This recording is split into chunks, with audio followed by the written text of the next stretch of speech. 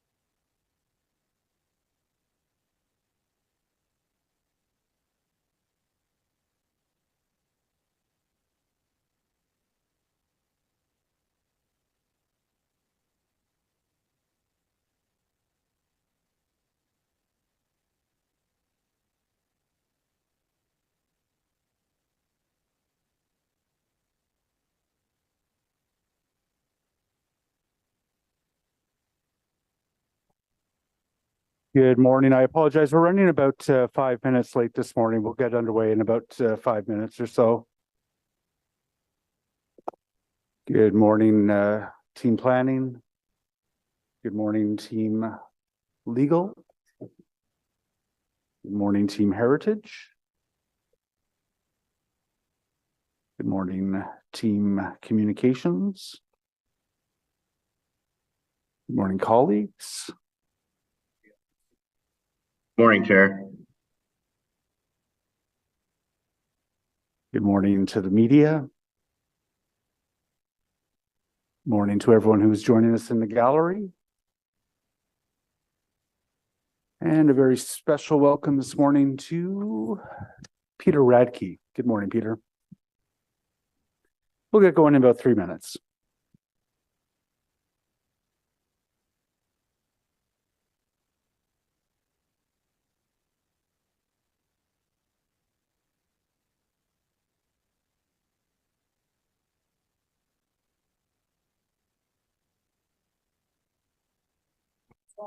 Nice filter, Tim.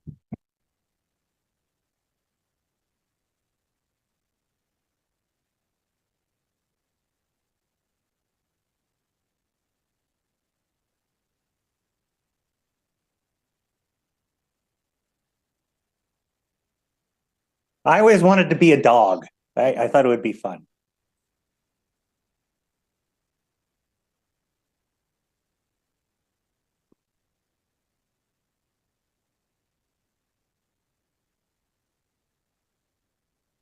Where were all these awesome avatars at the start of COVID? Like, seriously, come on. Oh, Fox. What did the fox say? Yeah, this is great.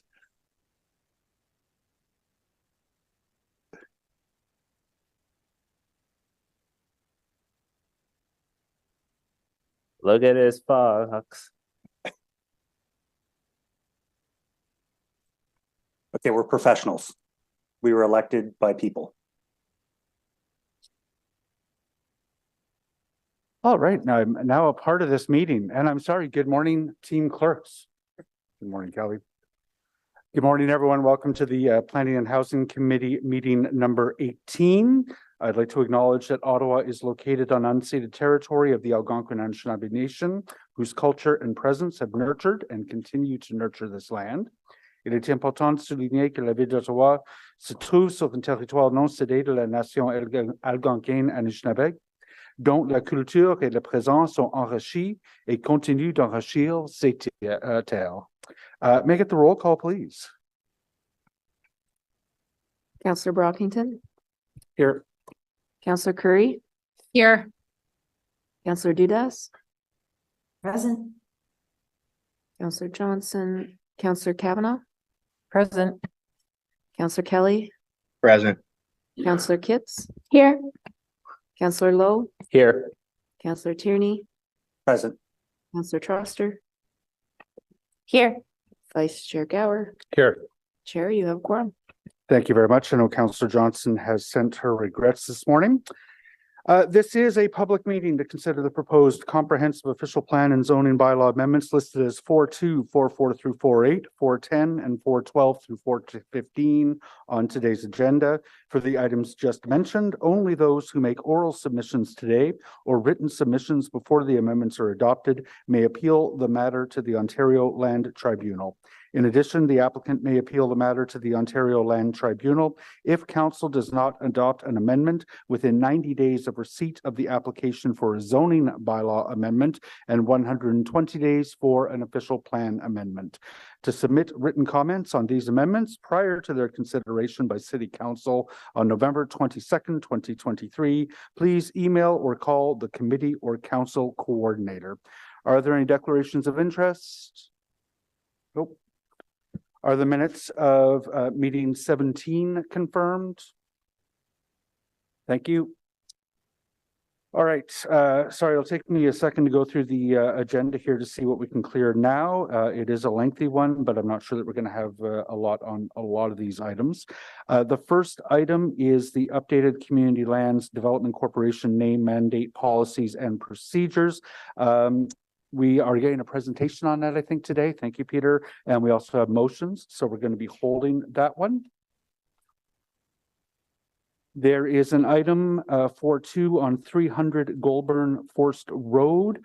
There are no presentation planned. We don't have any correspondence. There are no delegations signed up. Nick Sutherland from Arcadis and Marcel Denom are available on behalf of the applicants if anyone would like to ask some questions. Marcel and Nick, did you need to speak if the committee is prepared to carry this? No, I'm all good, thanks. Thank you. Do any members of the committee wish to hold this? Is that item carried? Thank you. Item 4.3 is an application for demolition and new construction at 110 York Street. Bear with me just a moment. Are we stepping? We don't have any delegations. We weren't anticipating a presentation. Do any members wish to have this held? No. Any applicants? Oh, and this is also item 4.4, the zoning bylaw amendment. Vincent Denom, if the committee is prepared to carry these items, did you wish to speak? Nope. Thank you. So are those items carried, 4.3 and 4.4? Thank you. Moving on to the zoning bylaw amendment for 253, 255, and 257 York Street, 78 and 80 Nelson Street. We don't have any correspondence or delegations. There are members of the applicant team who are prepared to speak to it if required. Do members wish to hold this item? Tamara or Lisa, do either of you need to speak if the committee is willing to carry this? Thank you. Is this item carried? Thank you. The zoning bylaw amendment for 68 Sweetland Avenue, as well as 146 through 168 Osgood Street. We don't have any correspondence or delegations. Vincent and team, if the committee is prepared to carry this, did you still wish to speak to it? Thank you. Is this item carried? Thank you.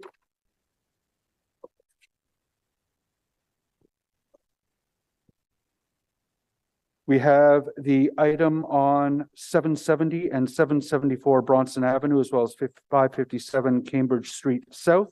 We're expecting a presentation. We have a delegation on that as well as the applicants. So we'll hold that item.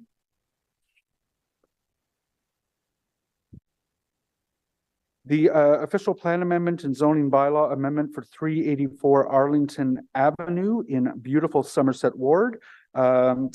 There are members of the applicant team who are prepared to speak to it. We've received some correspondence. Did you wish to have this one held? Yep, we're going to hold this one.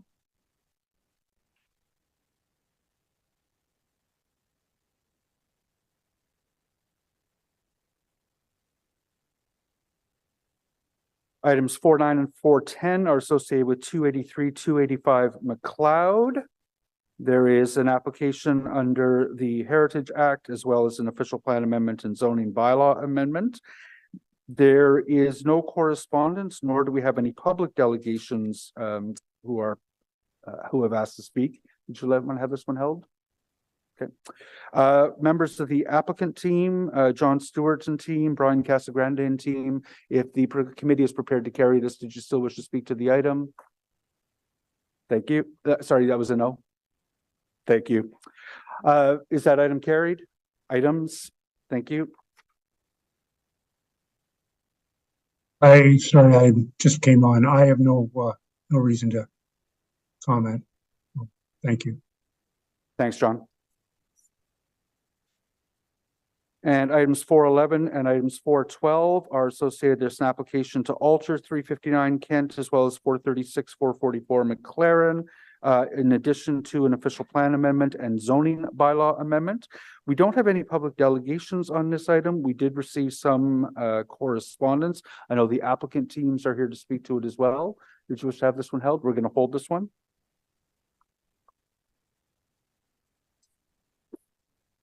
There is a zoning bylaw amendment number 413 for 5957, 5969 Fernbrank Road in vibrant Stittsville. We don't have any correspondence or public delegations. There are members of the applicant team here. If the committee's prepared to carry this, Greg or Robert, do you still wish to speak?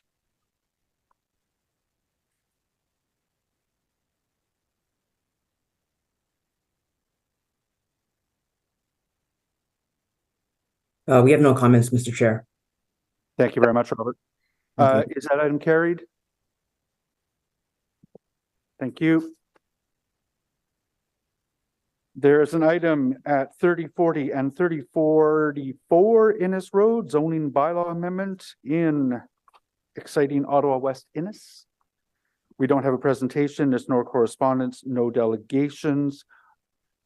Are you looking to have that one held, Catherine? No. Ryan, if the committee is prepared to carry this one, did you still wish to speak? Thank you. Is that item carried? Carried. Thank you very much. There is a zoning bylaw amendment at 970 and 974 Silver Street, as well as 1271, 1275 Shillington in just across the border from a beautiful River Ward. There are no public delegations signed up. Oh, I'm sorry. There are public delegations signed up to speak to this one. So we're going to hold that item. There are 3 public delegations for that one. There is the item Ontario Land Tribunal settlement at 1047 Richmond Road. There is a public delegation on that. We will hold the item.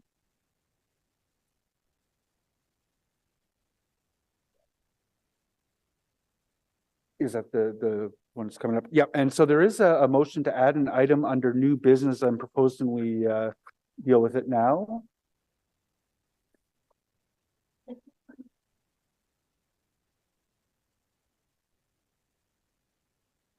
So I think we do need to waive the rules. So to waive the, it's yes. Whereas the report was approved by council on July 12th, 2023, with a recommendation for the city to enter into a front-ending agreement with Mattamy Monarch Limited for the design and construction of the roundabout at Longfields Drive and Kilspindie Ridge to an upset limit of $4,484,376.46 plus applicable taxes and indexing. And whereas the financial implication of the report erroneously stated that the capital accounts will be established with budget authorities of the upset limits 100% funded by development charges. And whereas the intended financial implication was meant to instead state the capital accounts will be established with budget authorities of the upset limits 95% funded by development charges and 5% by tax. Therefore, be it resolved that the report be revised so that any mention of 100% development charges funded be replaced with 95% funded by development charges and 5% by tax. Thank you very much, Vice Chair. Are the rules waived to add that to the agenda as new business? Yes, and just because I know there are probably staff who are waiting on that one. Did anyone wish to speak to this item? Is the item carried? Thank you. Okay.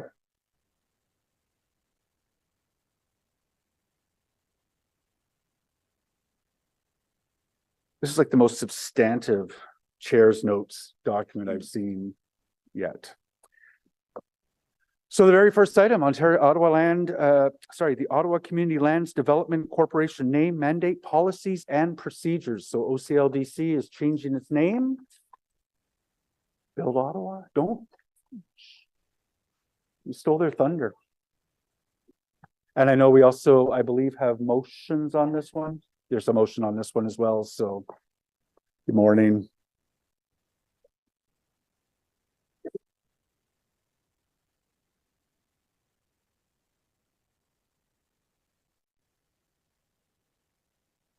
Thank you, Chair Leeper.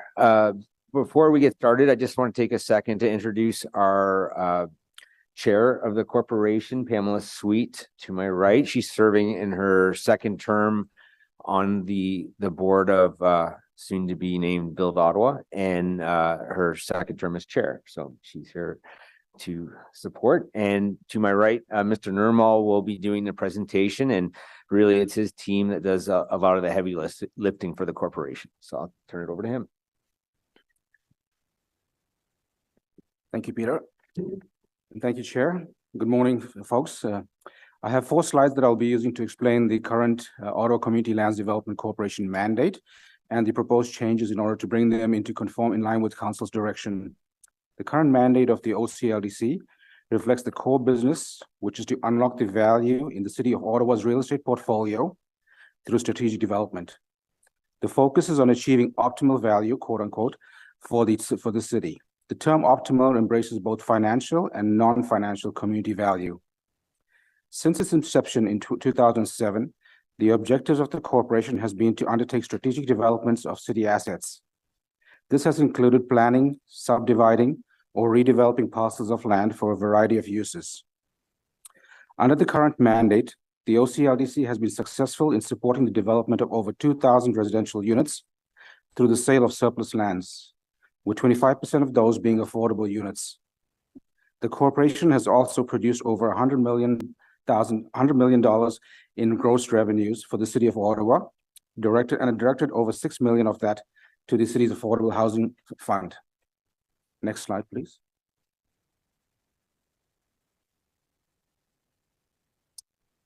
So fast forward to 2022-23, we have a new city council for which housing affordability is its #1 priority. The 2022 council governance report provided direction to OCLDC staff to revise the corporation's mandate and revise its policies to meet the new council priority.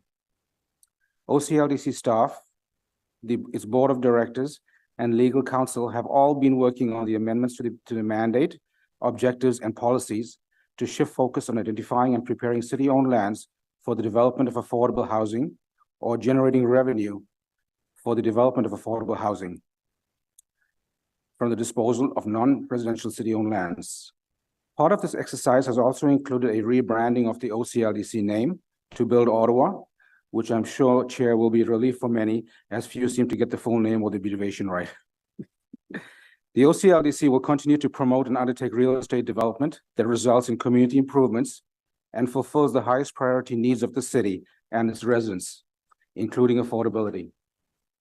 However, the core focus of the corporation will be to advance the development of affordable housing units in consultation with the city's housing branch, especially affordable rental homes with a mix of unit types and sizes, catering to a diverse range of incomes, including deeply affordable homes. The OCLDC will also support the participation of nonprofit organizations in this initiative and encourage their participation in the market offering process. This may be accomplished by requiring purchasers of city land to partner with nonprofit housing providers or include affordable units as part of any proposed development. Next slide, please.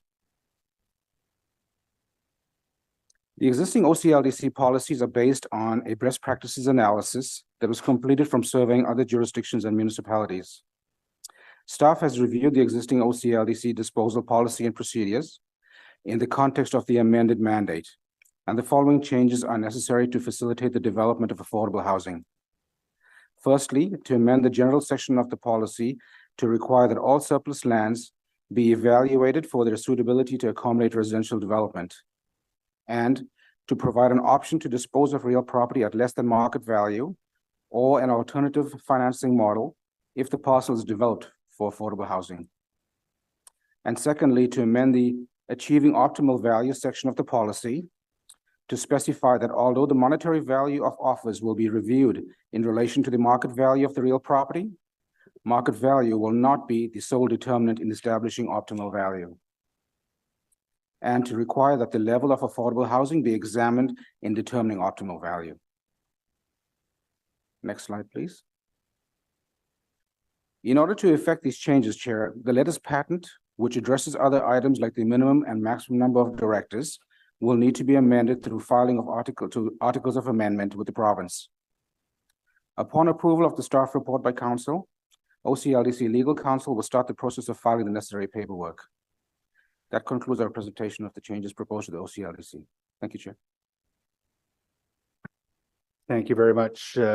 It's a quick presentation, but I know how much work went into getting us to this point, and thank you very much to the entire team for doing that. I know the new mandate for Build Ottawa is something that is close to the mayor's heart and certainly close to ours as well. there are no public delegations, so we'll move right to Councillor Troster. Thank you so much, Chair, and thank you so much to all of you. The issue of affordable housing, land disposal, how we maximize our assets is really, really close to my heart. I just have a question. Have there been instances where a higher bid has been rejected in service of a bid have there been instances where a higher bid has been rejected because there is another bid that proposed to do more in terms of community benefit with a piece of city land? I'm just curious a bit about your decision-making when it comes to selling that land. So without getting specific, because when bids come in, they have to remain confidential, but there was one property, it might have been in the last term of council, I think, where we had multiple bids in, and the highest bid was not the use that the board wanted on the property. And so the successful bidder actually did bid less, but the use was more aligned with what the city was looking for. That's great to hear. And I have another question. You know, obviously the land downtown is very, very valuable. So if the city owns a piece of land that's considered very lucrative, is it your preference to develop it as affordable housing or to sell it to get the funds to build elsewhere? With the changes that we're proposing, affordable housing will be a very important lens in any decision going forward. So I think that is front and center for us now, is looking to try and incorporate affordable housing into any projects that we're pushing forward. That's great, because you'll hear me talk a lot at this committee about how the goal of intensification can often lead to displacement in our neighborhoods, and the land is so valuable, but we don't want to empty the core of the diversity that we value and the people who have lived there for a really long time. So I worked on a motion with staff, which I'm pleased to put forward. And those of you on the committee, you'll recognize the language is very similar to something we just passed in regard to the Lansdowne project that Councillor Johnson put forward.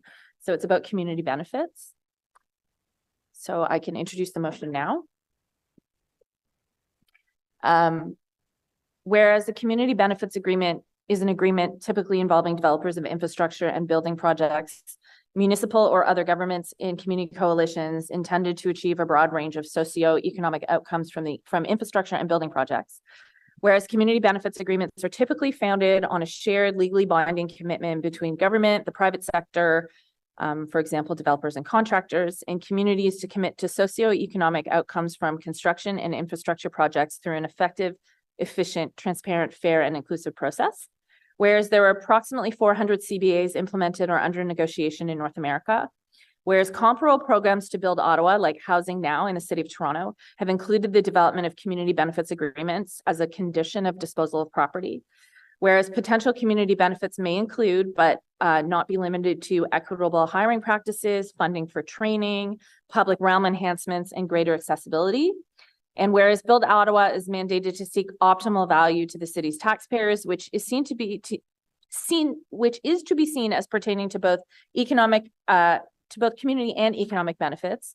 And whereas community benefits agreements have also been negotiated as part of major development applications in Ottawa, such as Manor Park Estates and Heron Gate agreements. And whereas recent provincial legislation, including Bill 23 and Bill 109, has significantly reduced the amount that developers are required to contribute in terms of community benefit through the elimination of Section 37 and the introduction of community benefits charges. Okay, finally there. Therefore, be it resolved that Build Ottawa be directed to incorporate potential community benefits, including but not limited to equitable hiring practices, funding for training, public realm enhancements, and greater accessibility when developing evaluation criteria for the disposal of surplus lands. So I put this forward because land is the most valuable thing we own as a city. And as I mentioned before, it's really incumbent on us to make sure that we get the maximum benefit for all of the communities that live in Ottawa. And we have a perfect example of where we benefited from something similar from the federal government. As you know, there's a large development being proposed at 1010 Somerset, adjacent to Plants Recreation Center in my ward, where the city got a significant discount on the purchase of the land when we agreed to do all sorts of things, including expand recreation services and build affordable housing. So this is a roadmap. This is not a requirement. But it just offers some more direction to staff when it comes to disposing of land to consider some of these other elements to ensure that we're really maximizing the value and making sure we don't leave anyone behind. So thank you so much. Thank you very much, Councillor Troster. Just before we move on, since this is on the table, can I just ask staff to make a quick comment? This seems quite worthwhile to incorporate into our decision making. Are staff supportive of this? Yes, sir. Fantastic. In that case, we'll move on to Councillor Brockington. Thanks, Chair. Good morning to you, staff. My understanding was the main mandate of the corporation is to dispose of surplus lands that the city's deemed surplus, and the intent is to acquire the highest amount of money possible from that sale. You have described a situation where you chose, I guess, the second highest bid, but really my understanding is the mandate has historically been, once council has deemed land surplus to our needs, the corporation's job is to get as high value for that property as possible. Is that more or less correct? Chair, in the previous organization of the corporation, we actually followed 4 pillars. So finance was one of those pillars, but we also looked at, how it fit into the community, how it benefited the community. So we do have to generate X number of dollars, $5.5 million a year as part of the budget, but we're also charged to look at, how does it benefit the city? And we always brought the proposal to the board for final approval. So it wasn't staff making the decision, we'd make the recommendation. Right. And how has the city used the proceeds of sale in the past? They go into general revenues? Excuse me. So in the past, when the money is transferred to the city, 25% goes into the housing fund, the remaining goes into the surplus lands account, which I believe is typically used for capital funding. Fair enough. Okay. And at the beginning, I believe I heard to date, we've acquired about 100 million from the sale of property, and 6 million has gone towards, is it housing or affordable housing? It's towards the affordable housing fund. Okay, so a small fraction. So going forward, we expect this percentage to go up. Is that correct? Yes, the complete story is the 6 million is only from residentially zoned properties. So the affordable housing fund instructs which properties, the revenues from which properties go towards that fund. So it's only residentially zoned properties. So even though the 100 million represented total OCLDC sales, which included non-residential properties. So okay, that's important to clarify. Exactly. But going forward, yes, more monies will be going towards the affordable housing fund. Excellent. The slide you put up that you stressed, I saw you look up for dramatic pause. You said that future sales will not necessarily accept the top offer for the lands.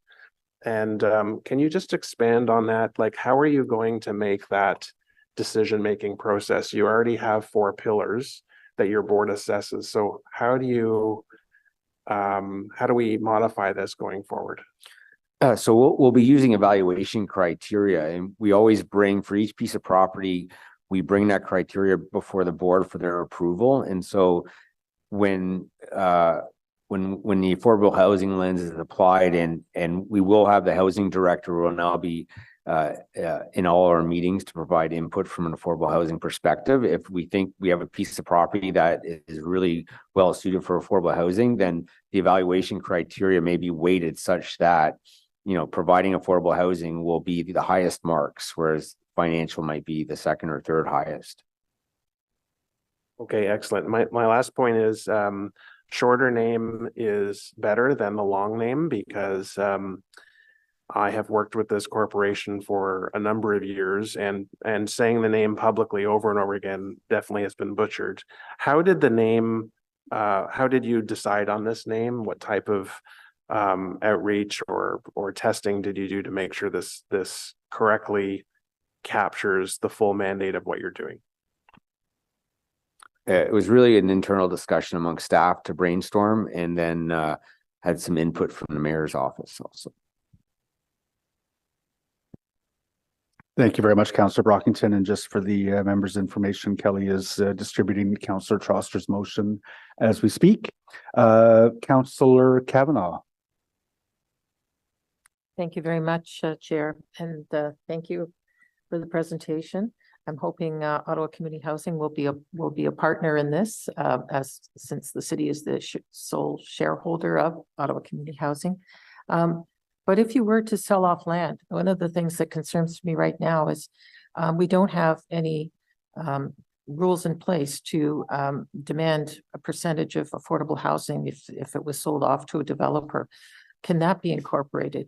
We say in our housing and homelessness plan of a minimum of 10%. What would we do to ensure that we have affordable housing? Chair, so that is our intent going forward, is when we have evaluation criteria that we bring before our board for approval, we'll be requiring affordable housing in any future development. So we haven't brought any to market yet. So we'll be bringing one to market in 2024 that will require, I believe, 30% affordable housing content, and we'll see what the reaction is to the market. Okay, so 30%. Okay, I think Toronto's pretty much doing the same thing. Is that correct? I believe so, yes. Okay. Because they're really pushing hard on it. So I'm hoping we're following up on their model because it's fairly, in a good way, aggressive to affordable housing, and we have opportunity. No, that was my concern. I appreciate the motion from Councillor Troster. I think that'll help. And I hope that OCH can continue to be a strong partner. Thank you.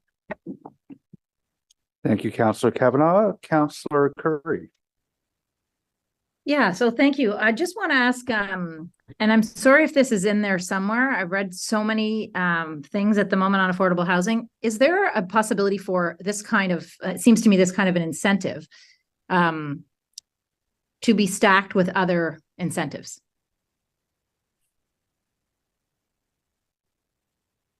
Chair, I believe so. That's part of the intent, I believe, of the motion, is to require additional, have additional requirements for anybody that would be buying land from the corporation, whether it's public realm improvements or equitable hiring practices, that sort of thing. Sorry, no. So what I'm saying is, so if we are going to potentially sell the land at a lower value if it's affordable housing, and we have an affordable housing CIP, and CMHC has other things, and the federal government, can these things all be stacked? And would that be a part of the consideration? Well, the corporation is arm's length from the city. So I think some of the programs you mentioned are city oriented. So we're doing our own deal with the developer when we sell the land. So we have our own requirements there, but we can certainly work with staff to see what else we can stack in the agreement. Well, that's what I'm wondering, if maybe somebody from city staff would answer my question. I understand what you're saying, Peter, that, you think that's good, but I wonder if staff would say no, because this is a different type of thing.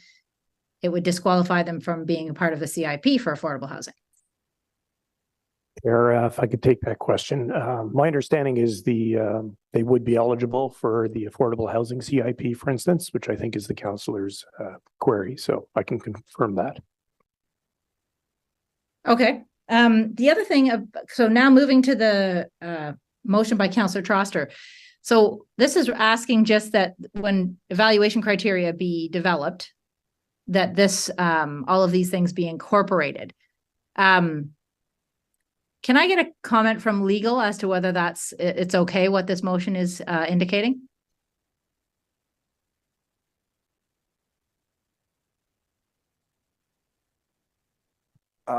So you're going to get answers from two lawyers, and hopefully they're the same. I, of course, represent the city, and as Mr. Radke just pointed out, Build Ottawa is separate from the city, but I did review the motion and not have any problem with the language. Ms. Blanchard from BLG is Build Ottawa's independent legal counsel.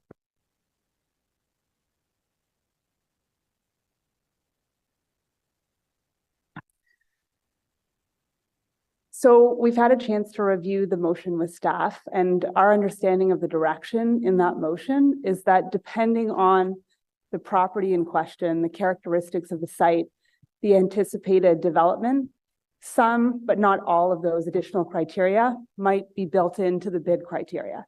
So I'm looking at that as sort of a menu directing the board to consider those additional types of community benefits when building criteria for each site. And so there's no reason why that can't be done. I think that's certainly a useful direction from council. Okay, thank you for that, everyone.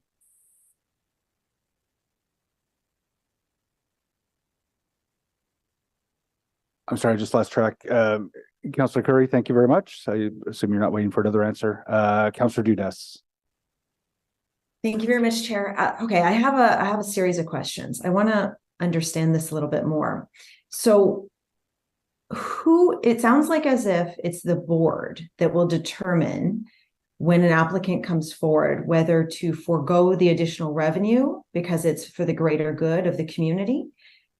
And what is the tipping point between how much revenue we'd be willing to forego? And you might not be able to answer that right now. And you mentioned there's criteria, but you know, if we're going to forego $20 million because there's a perceived good, how do you value perceived good versus the money?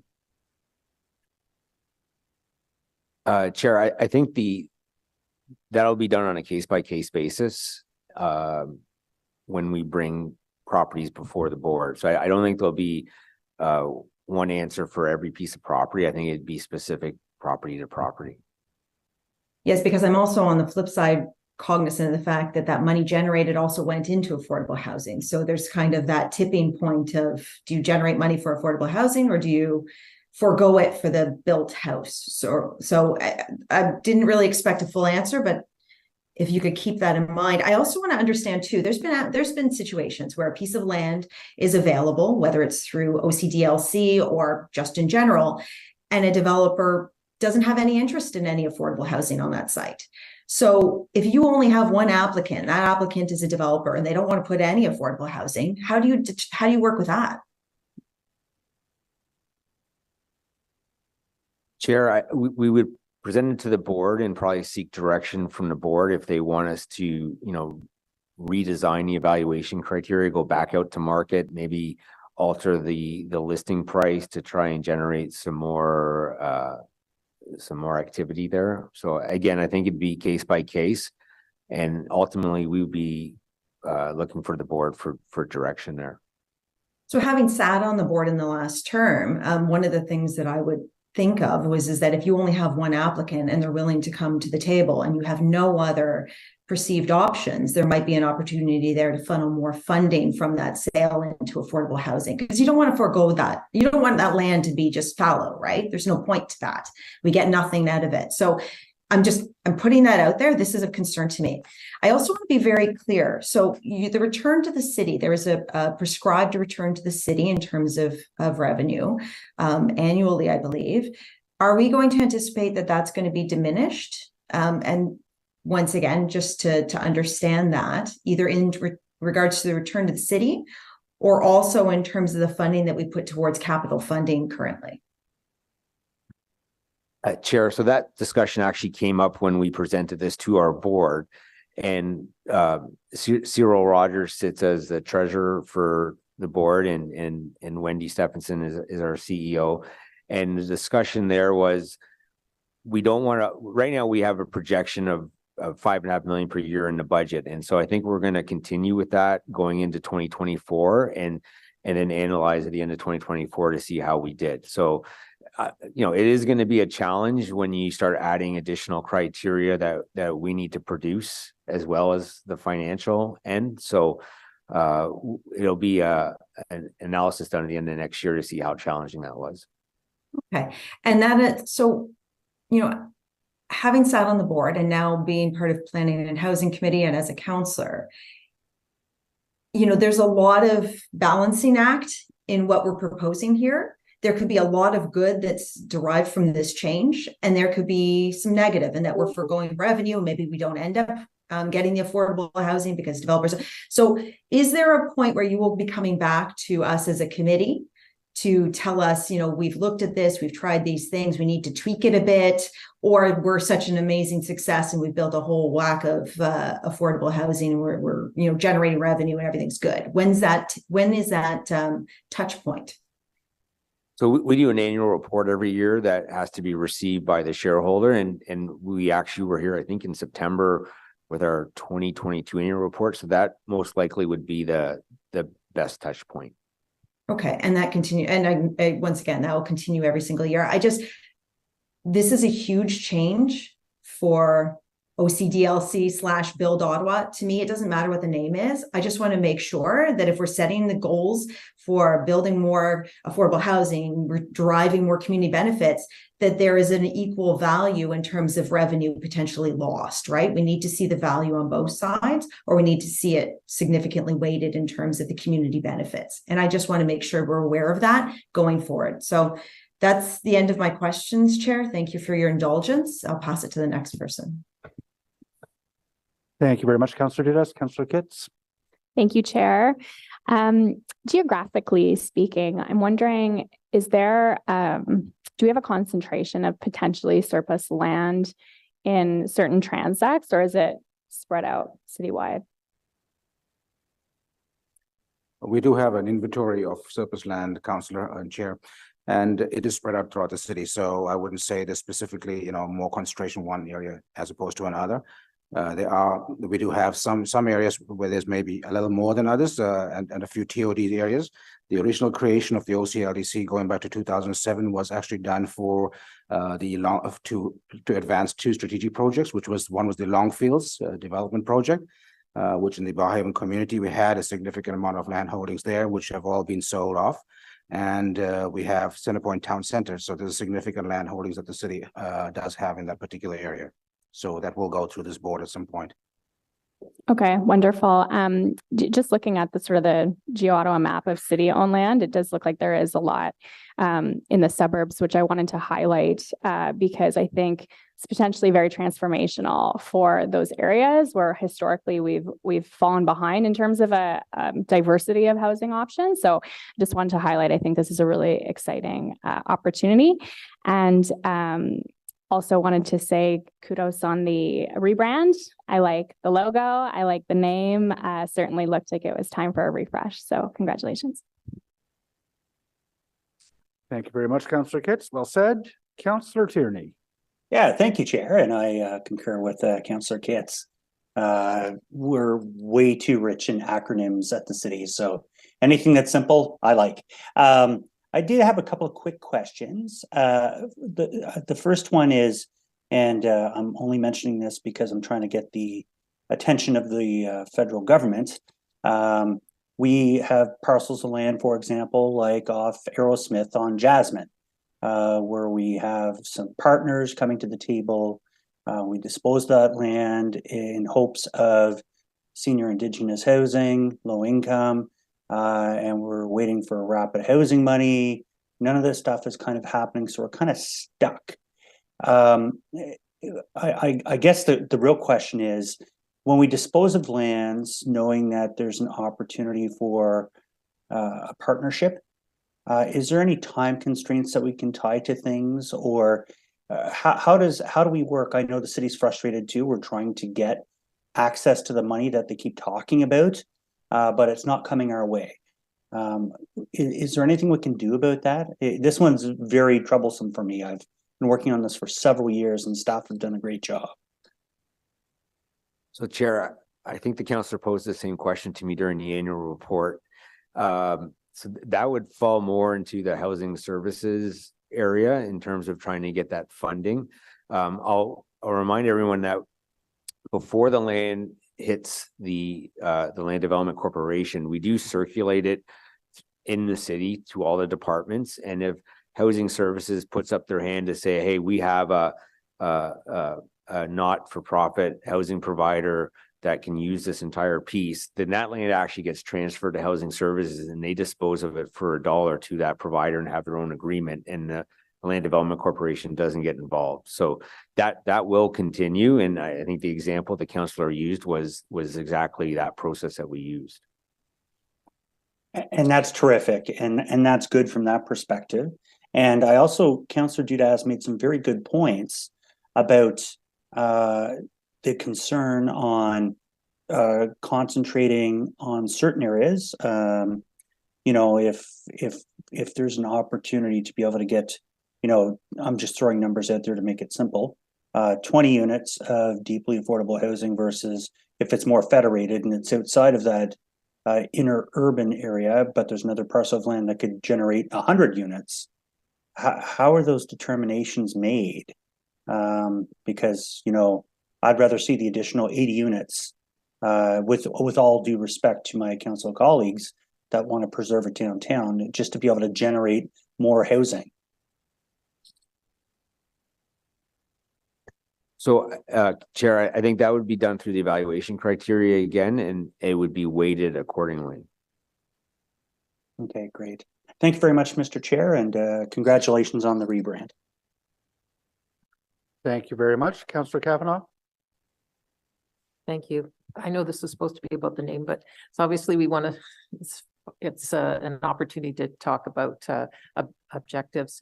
I'm wondering about the 20 parcels of land that were identified back in 2018, primarily around transit stations, and how we're treating transit-oriented development and these parcels of land. We have some that we had to buy because of the fact that the railway was going through, and we had to take over pieces of property. And some of them are brownfields, and that's the other question, is how that's integrated in. Obviously, there's overlap there of, you know, are we looking at that policy as well? But how are we treating transit-oriented development and these parcels of land?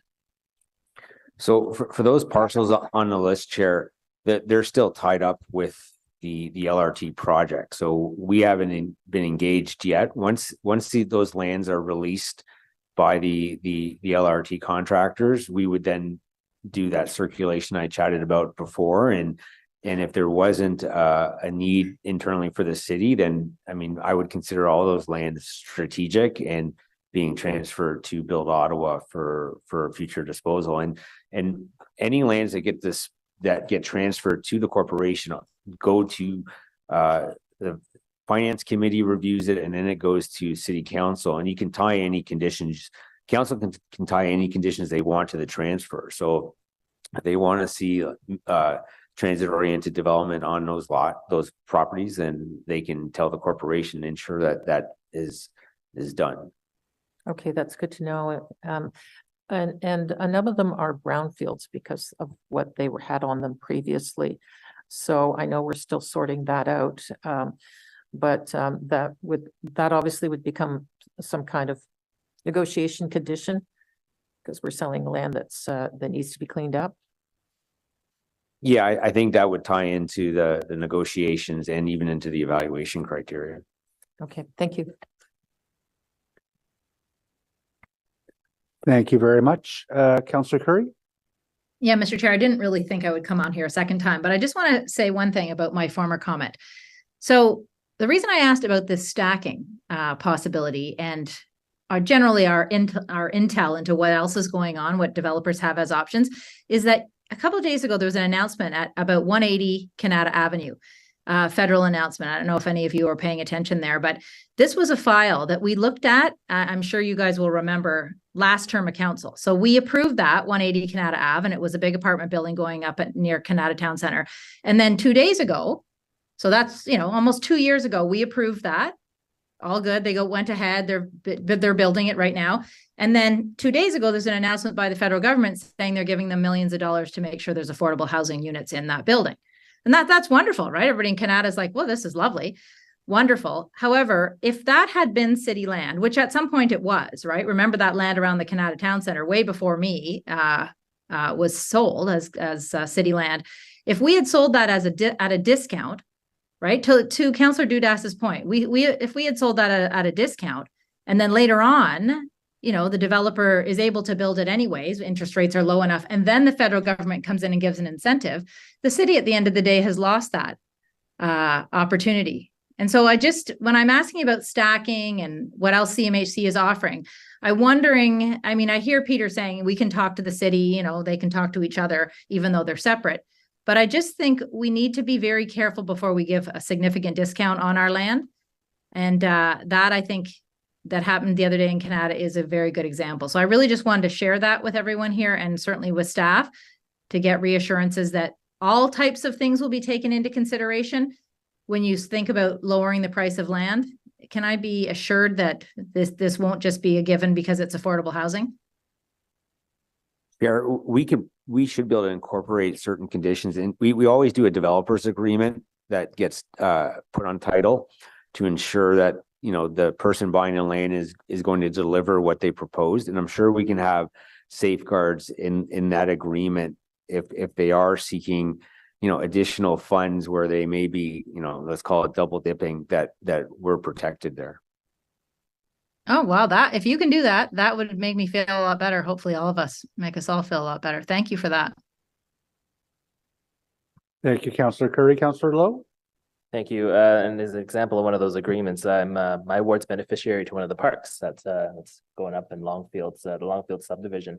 So this could be my misunderstanding of the mandate of the OCLDs, Build Ottawa.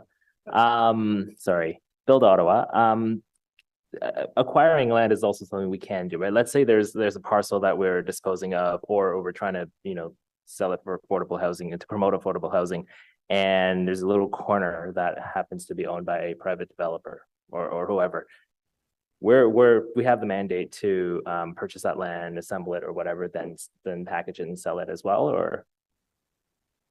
So the mandate, we've always had that ability through the corporation, and we will continue to have that mandate. We would need to find funding for it to acquire, but we do have that ability to acquire, yes. Okay, and I was unclear or I wasn't paying attention from one of my colleagues' questions. If we have a parcel of land that we're disposing of and there's just a bidder and there's nobody else who wants it, can we, and you know, and they, despite their, you know, they might have no interest in doing anything that promotes affordable housing, can we just maybe increase the share that we put into it, into affordable housing instead of something on site? If that makes sense. Chair, so I think the question is, we would reallocate more funds that we receive. So yeah, that'd be up to the city to decide. So when the money's transferred, it's being transferred almost as a dividend to the city. And so the city's receiving that dividend and they can do whatever they want with that money at council direction. Yeah. So, okay. So even if that's if they were the singular bid and they had no builder themselves or the purchaser themselves had no interest in affordable housing, the city can still do things on its end too. Yeah. Okay. Cool. Thank you. Thank you very much, Councillor Lowe. Councillor Brockington? Thank you, Chair. Just one follow-up. The council, at my request, amended the stages at which an offer or a sale goes through by incorporating input from the local councillor. The local councillor is now provided an opportunity to learn in confidence about an offer on the table. Can you just confirm that with the revised mandate that will still be respected? And how do you envision when your board is contemplating who to sell to, input from the local councillor would be undertaken? So, Chair, I can confirm that is still part of our procedures, that the local ward council will be included in the meetings. And we do receive input, and the board then discusses that and how to incorporate it when we're selling a piece of property. So if the local councillor has input, even objections, that would be at least considered by the board before a final decision is made. Yes, and we've even received councillors have joined the meeting, even if they don't have a comment on the actual piece of property. They always provide a good perspective on what's happening in the surrounding area. So it's always been very productive. Excellent. Thanks very much. Thanks for confirming that, Councillor Brockington. Councillor Troster, I'm guessing you want to wrap up? Yeah, I just want to wrap. Thank you so much. Thank you so much to staff. And I think these questions are really helpful because they get to the core of the challenge. There's going to be tons of situations where selling the land for the most amount of money and then using 25% to build affordable housing that's already in the pipeline is the best solution. And I also think there'll be other scenarios like in Centertown where a piece of land might be very valuable, but we've seen a lot of displacement of lower income folks from that neighborhood. So it's actually more beneficial to build affordable housing there. So I really appreciate the support from folks at the table here. The intention is not to be directive. It's just to add some more considerations to the mix. And I really do appreciate hearing that the ward councillor will be involved, because I know in my ward, there's a diminishing amount of land. There's a lot of new developments and not nearly enough of it is affordable. So, but you know, we had that same conversation at Lansdowne. Do you mandate a certain percentage of units, or do you take the cash and put it elsewhere? So I think that's a really productive conversation. And I'm just really happy that we'll be able to have that every time there's land that's going to be disposed. So thank you so much. Thank you very much, Councillor Troster. I don't see any further questions for staff or comments. So I'll ask committee if the Troster motion is carried. Thank you. And is the report carried? Carried. Thank you very much. Build Ottawa. We're going to give them an opportunity to sit down while I move to item 4.7, which is the Bronson Cambridge application.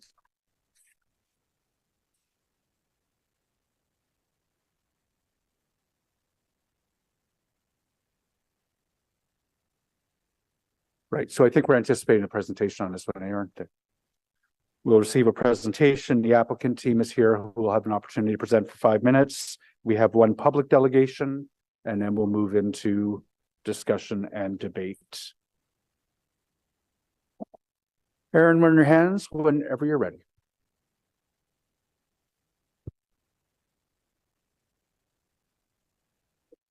Good morning, committee and chair. We're going to talk about 700 and 774 Bronson Avenue and 557 Cambridge Street today. Next slide, please. Just to orient the committee, this is an irregularly shaped parcel. It's at the corner of Carling and Bronson and has an extension that wraps around to Cambridge Street, which is a local street to the west. There's 2 existing zones that exist on the property right now. There's been several proposals over the past years that have included zoning amendments. On the north side of Carling Avenue, there's an 8-story existing office building and a 16-story residential building that's under construction right now.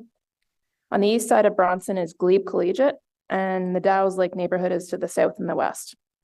So the proposal we have before us today, it's a 22-story mixed-use building. There's 278 units total in a 22-story building and a 9-story building. There's also a commercial component proposed on the corner of Carling and Bronson. Next slide, please.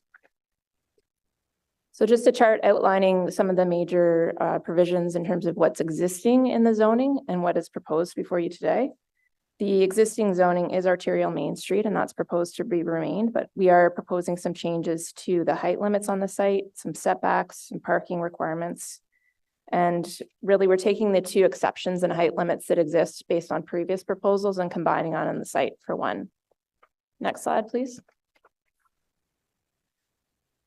This is just an example. So on the left of the screen is the previous zoning proposal, or the zoning that is in place right now based on a previous 12-story proposal. And on the right is the zoning schedule proposed as part of this application. So as you can see, it includes that parcel, wraps around to Bronson and Carling.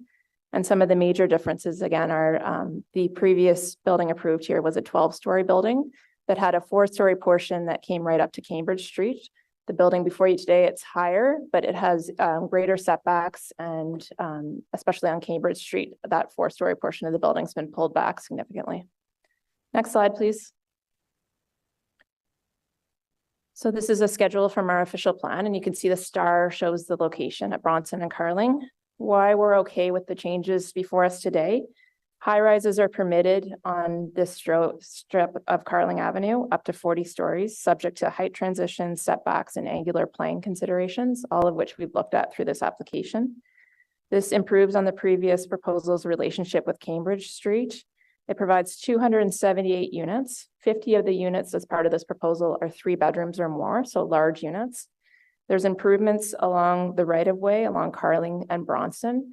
Right now, you might be familiar with Bronson Avenue has a very small sidewalk along that street right now. It's, I think, 1.2 meters or so. So as part of this development, we're receiving a road widening portion, and the pedestrian realm along that section of Bronson will be about 6 meters with increased landscaping, 6 proposed street trees, a series of benches, a bus shelter. So really improving on that pedestrian relationship. There have been changes over the course of the application, numerous changes along the way, but one of them is separation distance between an adjacent building to the west. So we've increased that, and that considers future development. So we have looked at the potential for adjacent development in that parcel to the west. terms of access and transportation, loading and service only will be accessed off of Cambridge Street, and it will be a residential exit only. The primary access for entrance and exit will be off Bronson Avenue. And for parking changes, there are some slight reductions proposed to parking on the site. This site's in proximity to a future transit corridor along Carling Avenue. There's multiple amenities close by. This application scores one of our highest in terms of community amenities at 9. A number of transportation demand management measures will be incorporated through the site plan, things to encourage people to take transit on this particular site. And we also are incorporating or upping the bike ratio or the bike parking provided as part of the zoning amendment application here to encourage that as well. Next slide, please. This is just a draft of the or one of the versions of the site plans. We're still working with the applicant through on the details associated with the site plan, but those are things about landscaping, confirming the access and loading, and some exterior materials. Next slide, please. And finally, in summary, this is consistent with our policy direction in the official plan for high rises. It's compatible with the neighborhood with minimal impacts, and we are providing 278 housing units on a vacant site currently. Thank you for your time.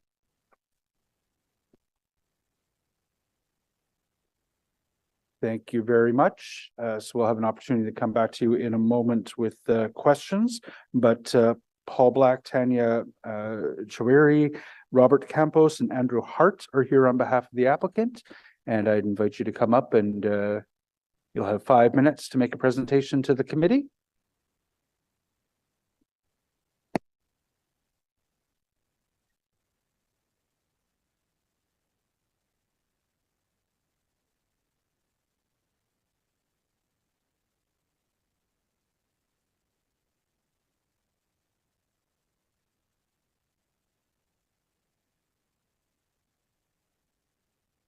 And whenever you're ready. Thank you, Mr. Chair. Morning, my name is Paul Black. I'm an associate at Foten Planning Design, joined this morning by Roberto Campos from Figure Architects and Tanya Chowri of KTS Properties, the owner of the site. We're happy to be before you this morning to discuss the proposal for 774 Bronson, 557 Cambridge. Next slide, please. So as you heard from Ms. O'Connell, the proposed development consists of 2 buildings, a 22-story tower at the corner of Bronson and Carling with a 4-story podium, and a 9-story building on the piece stretching towards Cambridge Street with a 4-story transition down into the neighborhood. As was mentioned, there's 278 total residential units in a 672 square meter tower footprint, which I think you'll appreciate is quite small compared to a lot of towers we see, and that's a function of the site and trying to achieve different benefits to the surrounding area. There are 221 bike parking spaces serving the development and 133 vehicular parking spaces within the underground garage. Next slide, please. This project has undergone a significant engagement with the community and with the local ward councillor since before the applications were submitted back in 2020.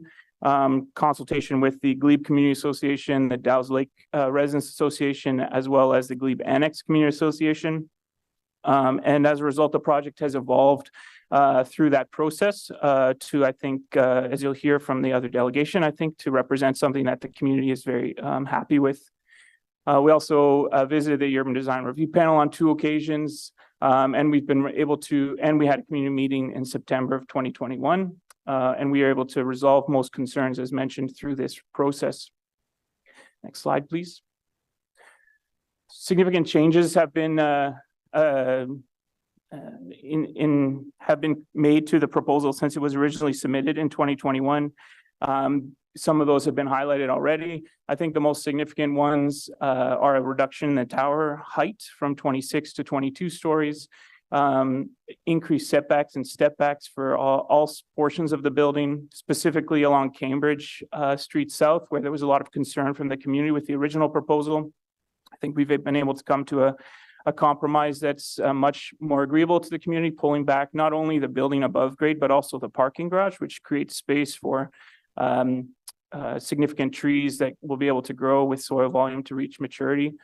So that setback has been increased from 3 meters to up to 9 meters in the proposal before you. We were also able to accommodate street trees along Bronson Avenue to create that better pedestrian environment along the street and add retail uses at grade, which was a request of Councilor Menard and the community to activate the street. We are also able to separate the 2 phases of the development between the tall high-rise building and the mid-rise building along Cambridge Street South, which creates more open space and better pedestrian connectivity through the site. Next slide, please. We did hear additional concerns regarding traffic cut through and shadowing on the Glebe Collegiate field specifically. Those were addressed in Ms. O'Connell's report. And we have mitigated those through design changes and through site plan control. Further mitigation, specifically of the traffic, will be made through signage and site design elements that will direct traffic north along Cambridge, away from the neighborhood and onto Carling Avenue. Next slide, please. That concludes our presentation. We're here and we're happy to answer any questions that you might have. Thank you. Thank you very much, Mr. Black. Do any members of the committee have any questions for the applicants? I don't see any. Thank you for the presentation. We do have one public delegation today, Mr. Duncan Alt.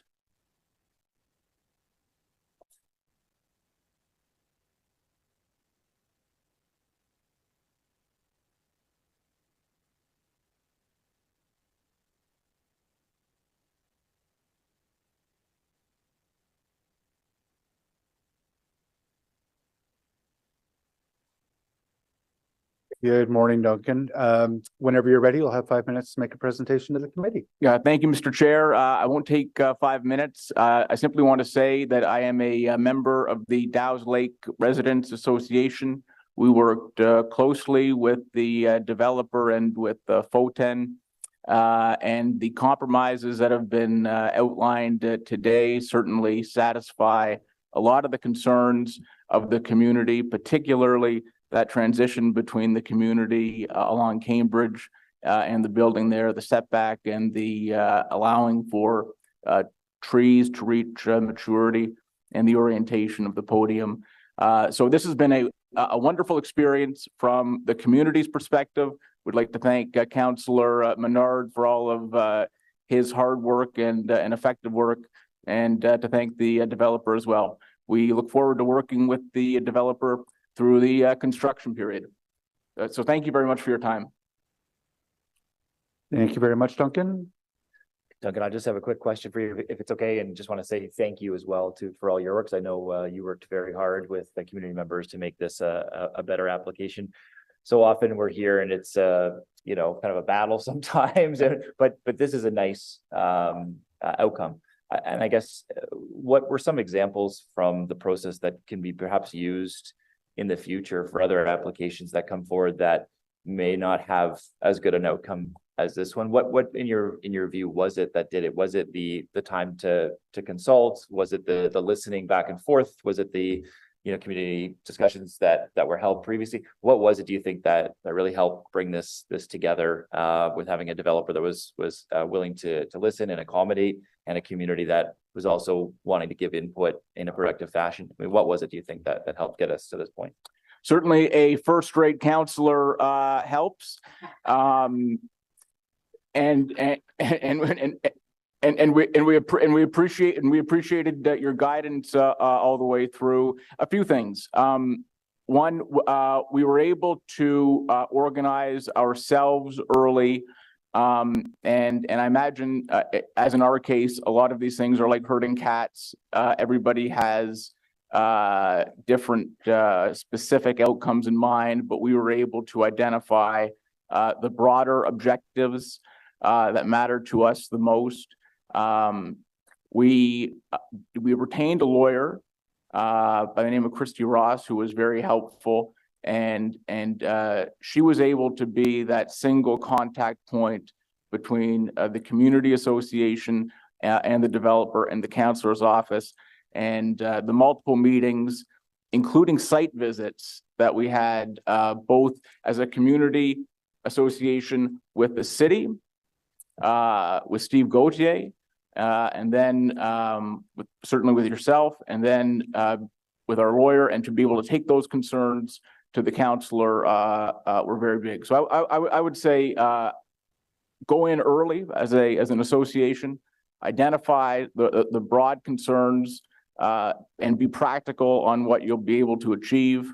My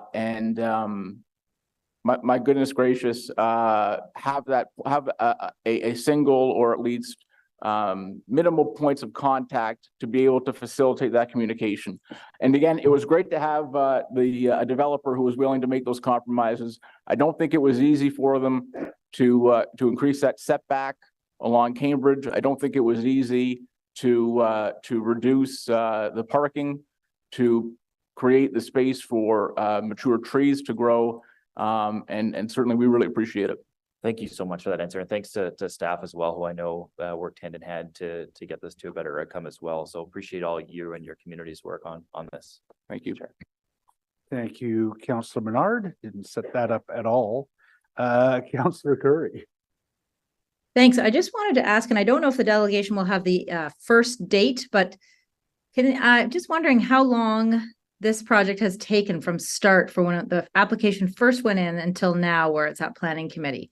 If we have an estimation of how long it has taken to get this to planning committee. I think, Duncan, I'll ask staff to handle that one because they'll be familiar with some of the pre-application phases. Thanks.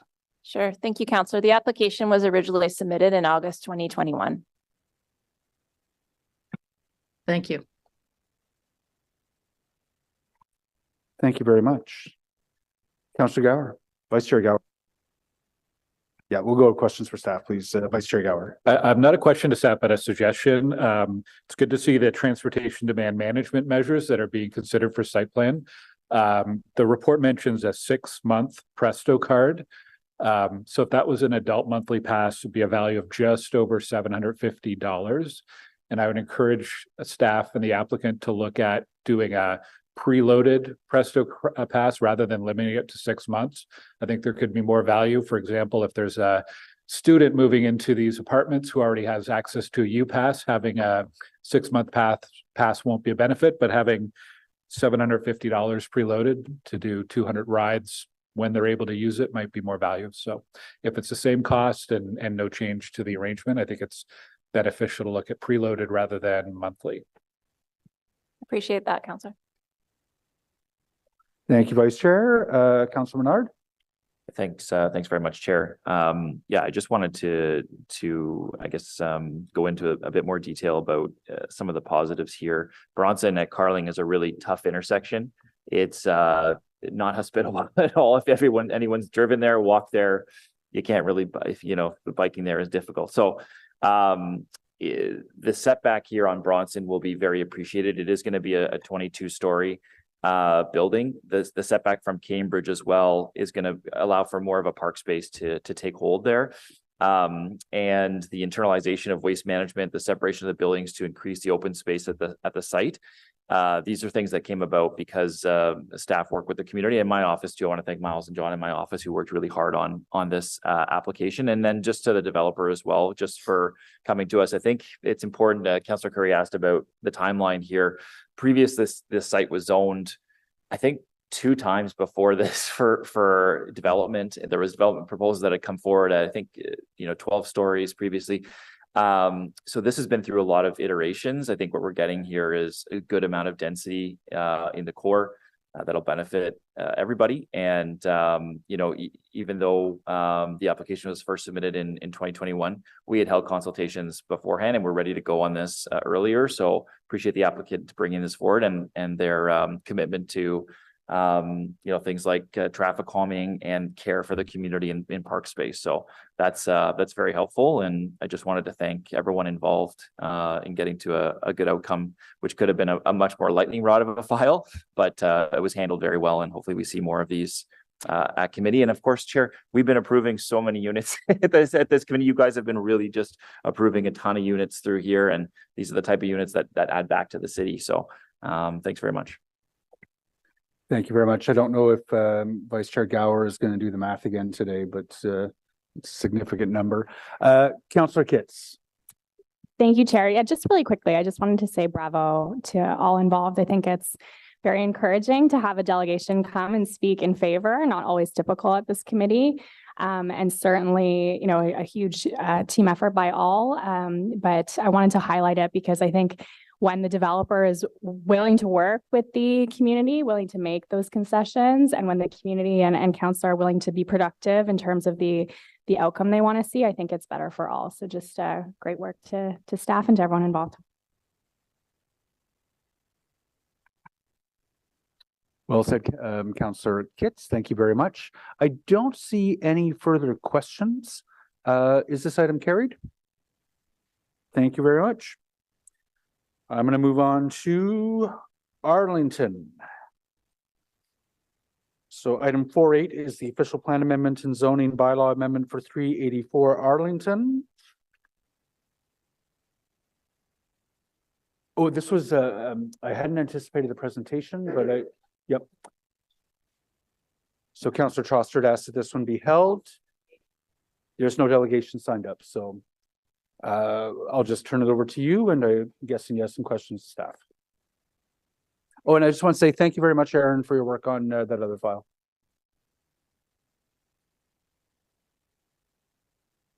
And the applicants are here as well if you want to pose any questions to them. Yeah, that's great. Thank you so much. So I'll just start by saying this file's been a little bit challenging. This is, I personally don't have a problem with height so close to the highway, but it is a major change for the neighborhood, specifically for Arlington Street. Once again, we come to some of the traffic issues. It is technically walking distance to a future LRT station, but 850 meters, it's almost a kilometer. So I understand that overall we're working toward parking reductions, which we support, and I'm supportive of reductions on parking minimums. But the challenge I'm having is that we're adding what is ultimately luxury housing to the area, and we're not substantially investing in either the active transportation infrastructure in the area or public transportation. And we need people to be able to get to and from the area. I'm just wondering if staff could clarify what you anticipate the schedule and the holding symbols being here, and any work that you might have done, any conversations you may have had with the development team about transportation concerns in the area. Thank you for the question. So staff take neighborhood concerns as they relate to traffic and neighborhood safety very seriously. So on this application, staff required a transportation impact assessment, which was prepared in accordance with our guidelines and was reviewed to our satisfaction for the purposes of the official plan and zoning bylaw amendment application. A more detailed TIA will be provided at the time of site plan control, where items such as traffic calming and transportation demand management measures will be discussed and identified in more detailed and if required based on the results of that study. To speak to the context of this pocket of the Dalhousie community, although it's, as you mentioned, a little bit of a walking distance from the nearest LRT station, this pocket of the neighborhood is bounded by 3 transit priority corridors, where over time there will be investment to improve transit. It's a highly walkable neighborhood, and based on the walkability, the nearby cycling infrastructure, and then the transit priority corridors along Gladstone Street and Bronson, staff do see it as an appropriate location for increased density and height. And I live just a couple of blocks away, so I agree it's a highly walkable, bikeable neighborhood. But I know we're not a transportation committee, but I do need to remind folks that Gladstone is still classified both as a truck route and as a cycling route, and there's no protection for cyclists there. So as all of you know, we did have a motion that I was able to pass at Transportation Committee and Council to advance the feasibility study for a complete street and for cycling lanes on Gladstone. And as we continue to intensify in that neighborhood, I just want to stress that it's going to be super, super important. The folks living in that building, if you're on a bicycle, there is no way to avoid Gladstone because it's either the highway to get off your street or Gladstone. And they're right near Gladstone and Bronson, which is a very, very dangerous intersection. So I remain very concerned about that. The only comment I want to say is, like, I'm glad to see the Heritage Building incorporated. I'm glad to see churches redeveloping their land into housing, although I am disappointed to see that there's no affordable housing component in this development, where a lot of other churches are making the decision to include an affordable housing component. one more piece, have you spoken to the developer about the possibility of offering Presto cards to tenants or any other transit-related incentive? I would be hesitant to speak to what the applicant plans to do in that regard, as they still need to submit a more detailed TIA at the site plan control application where they would identify TDM measures and other traffic calming measures in the area. I will say that there was some indication that there may be monthly transit passes for tenants, but that was just a comment that we had received during the zoning and OPA process. And that's, to staff's knowledge, the information we have on that matter. Okay, I just want to speak briefly to the context of where this building is going to go and the neighborhood around it. You might know the former Bell Towers, which is now the Live building. At the time, before it was redeveloped and renovated into the Live building, which is now a very expensive rental housing building. It's considered quite nice, but it's very pricey. It was one of the more affordable towers in the neighborhood. And when that building was purchased and renovated, one of the impacts is that families left the neighborhood because those apartments were no longer affordable. And the population at Cambridge Street Public School, which is across the street, was completely drained. Like it totally changed the nature of the neighborhood. So I just want to acknowledge that that is a dynamic, that this is a pocket in the neighborhood with a high level of poverty, with a high number of rooming houses. And this is going to be comparatively more expensive housing, which in and of itself is not necessarily a bad thing, but it just shows how important it is to get the balance right. I am very happy to see, though, that we have Ottawa Community Housing building up at Rochester Heights, very close by, and then also at Gladstone Lands. But again, it's this issue of intensification leading to displacement, because this is a challenging corner of the neighborhood. So, and I also just want to thank the development team. We did have a community meeting when it came to this. There was some hard feelings there. I understand. I think we need to recognize that these projects go better when we work with the community, that we end up with a product more people are happy with. Not everybody's going to be happy. And that's certainly in my ward. We're asking a lot of people in terms of accepting height in areas where we may not have seen it before on smaller streets as we build up the LRT and we consider what is considered transit-oriented development. So I just also want to acknowledge that I have no particular opposition to this project. But there were some hard feelings at a community meeting, and I think it's understandable when we see our neighborhoods changing and we're not sure who they're changing for. But I do want to applaud the city staff and the development team for working so hard with our heritage team to preserve the facade of the church. I think it's going to be a pretty cool looking development. And I'm happy to see the high percentage of bicycle parking, the lower percentage of car parking. I just think, once again, we really need to do something to fix Gladstone, because it's going to be an ongoing concern. Thank you very much. Thank you very much, Councillor Troster. So I don't see any other questions. So for the item 384 Arlington Avenue, is that carried? Carried, thank you very much. Moving on to 280, what am I moving on to? 359 Kent, 436 and 444 McLaren. There is the Heritage and OPA and zoning bylaw amendment. So we don't have any public delegations on this one. I know Councillor Troster had asked that it be held. Councillor Troster, did you want a full presentation on this one? Thank you. Okay. I mean, so we're not going to need a presentation today. And there is a technical motion from Vice Chair Gower. Okay, technical amendment, whereas the Built Heritage Committee meeting scheduled for December 12th, 2023, and the City Council meeting scheduled for December 19th, 2023 were canceled.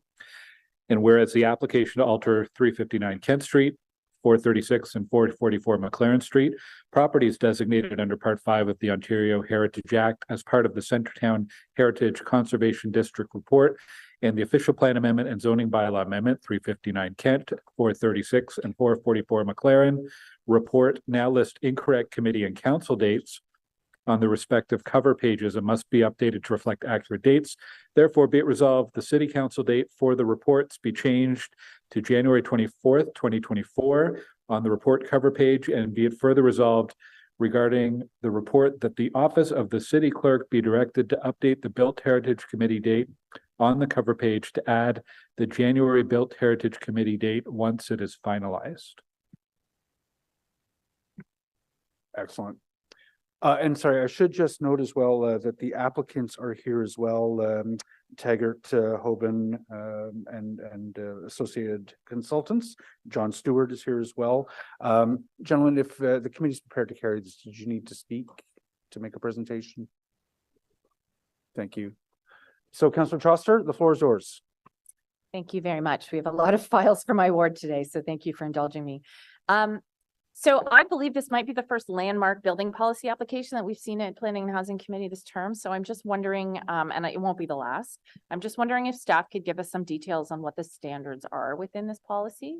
So my understanding is this is a policy that only exists within heritage districts, correct? No, so just to clarify, so the landmark policies exist within the former Centertown secondary plan, the current secondary plan, so not strictly related to just a heritage conservation district.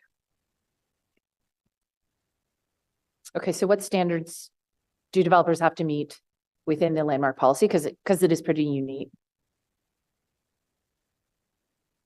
I'll admit I was counting on the presentation being in front of me. So, just in answer to that question, so in order to be considered a landmark building, you have to be on a site designated for a landmark building, and within this secondary plan. So this site is located on a secondary, on an identified landmark building site.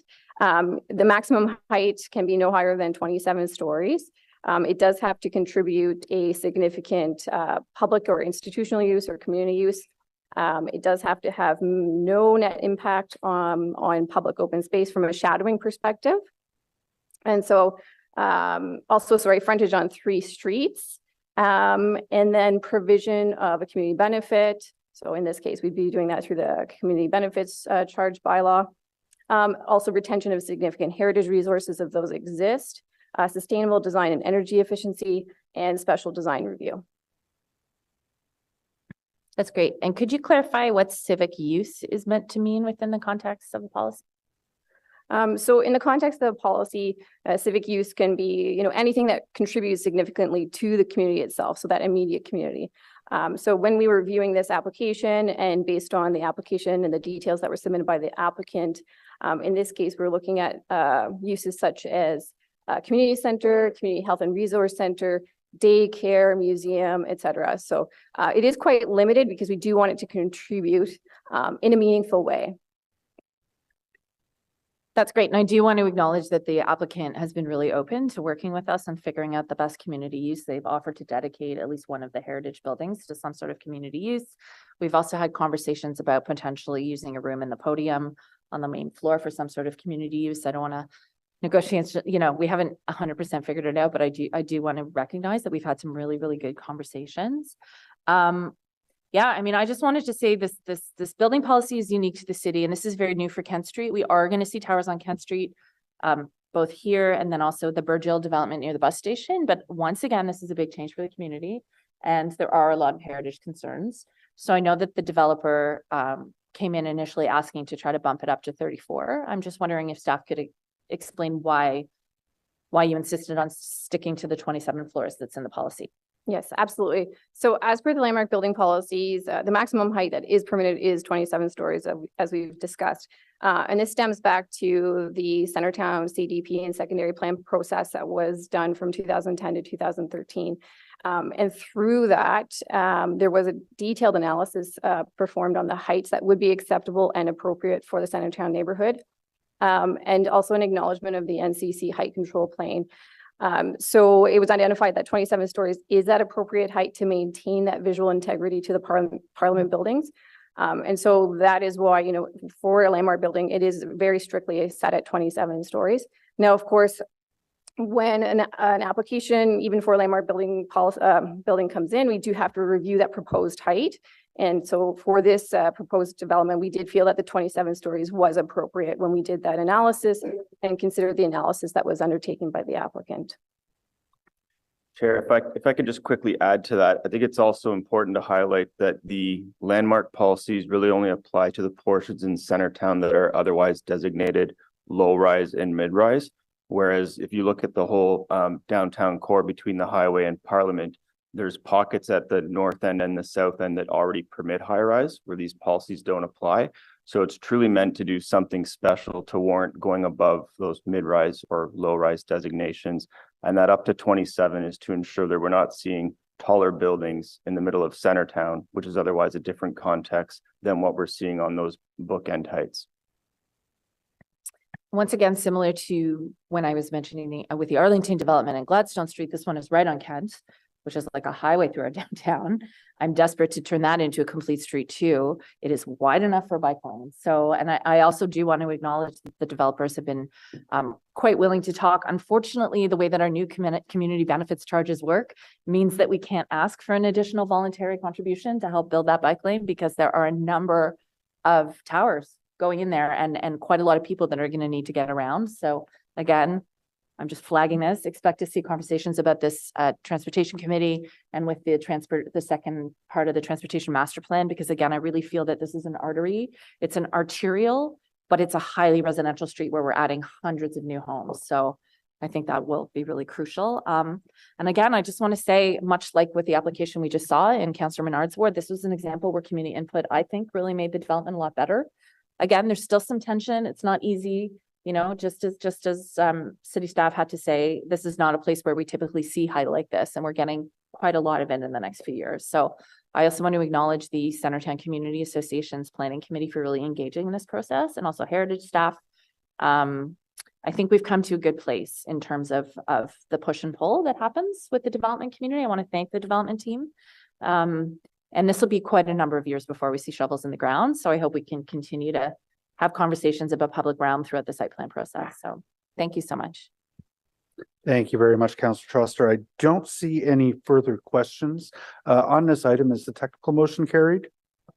And the two reports? Carried. Very much. We're going to move on to, thank you very much for staff's work on that. I'm going to move on to what? The suspense is killing me. There is a zoning bylaw amendment proposed for 970 and 974 Silver Street, 1271 and 1275 Shillington Avenue. We do have a few public delegations on this, and I'm going to ask staff to take us through a presentation on this one before we move on to the applicants. What the applicants are here. I updated it. Caitlin resubmitted it.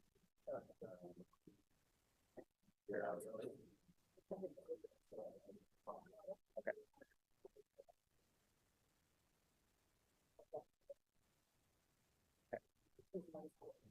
I left you. Good morning. Good morning. I'm in your hands to present to the Committee on Silver whenever you're ready. Great. So we have a zoning bylaw amendment for 970, 974 Silver Street and 1271, 1275 Shillington Avenue. Next slide, please. The subject lands are identified with the red star. To the west is Maryvale Road, and to the north side of the image is the Westgate Shopping Center. Fisher Avenue runs runs north-south along the right-hand side of the image. And you can also see the experimental farmlands are to the east and south of the property.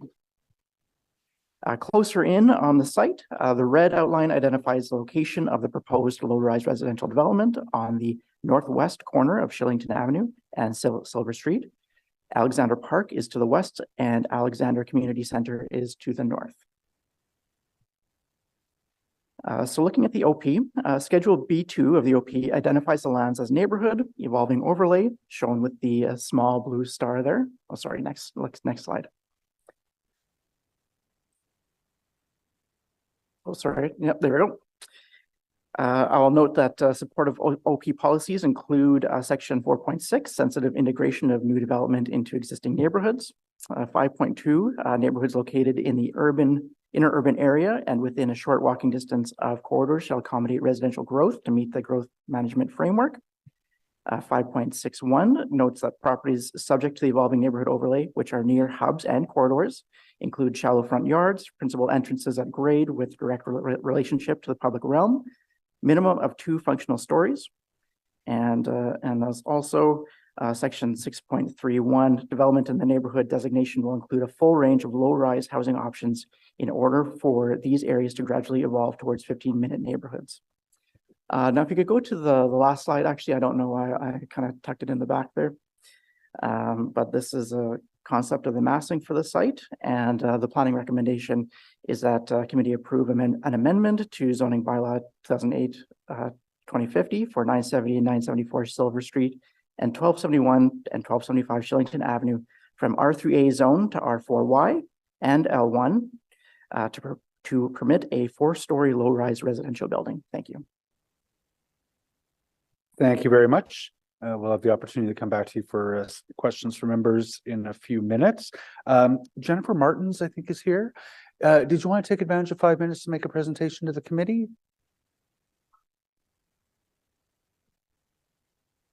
Yeah, let me just see if any of the members have any questions for you. I don't see any hands up. Thank you very much for being here today. So we'll move into public delegations. Mark Dabrowski, followed by Chris Kushnerik, and then Jared Taylor. Are all three online? So Mark, we're just going to get you in here, and as soon as we're ready, we'll offer you 5 minutes to make a presentation to the committee.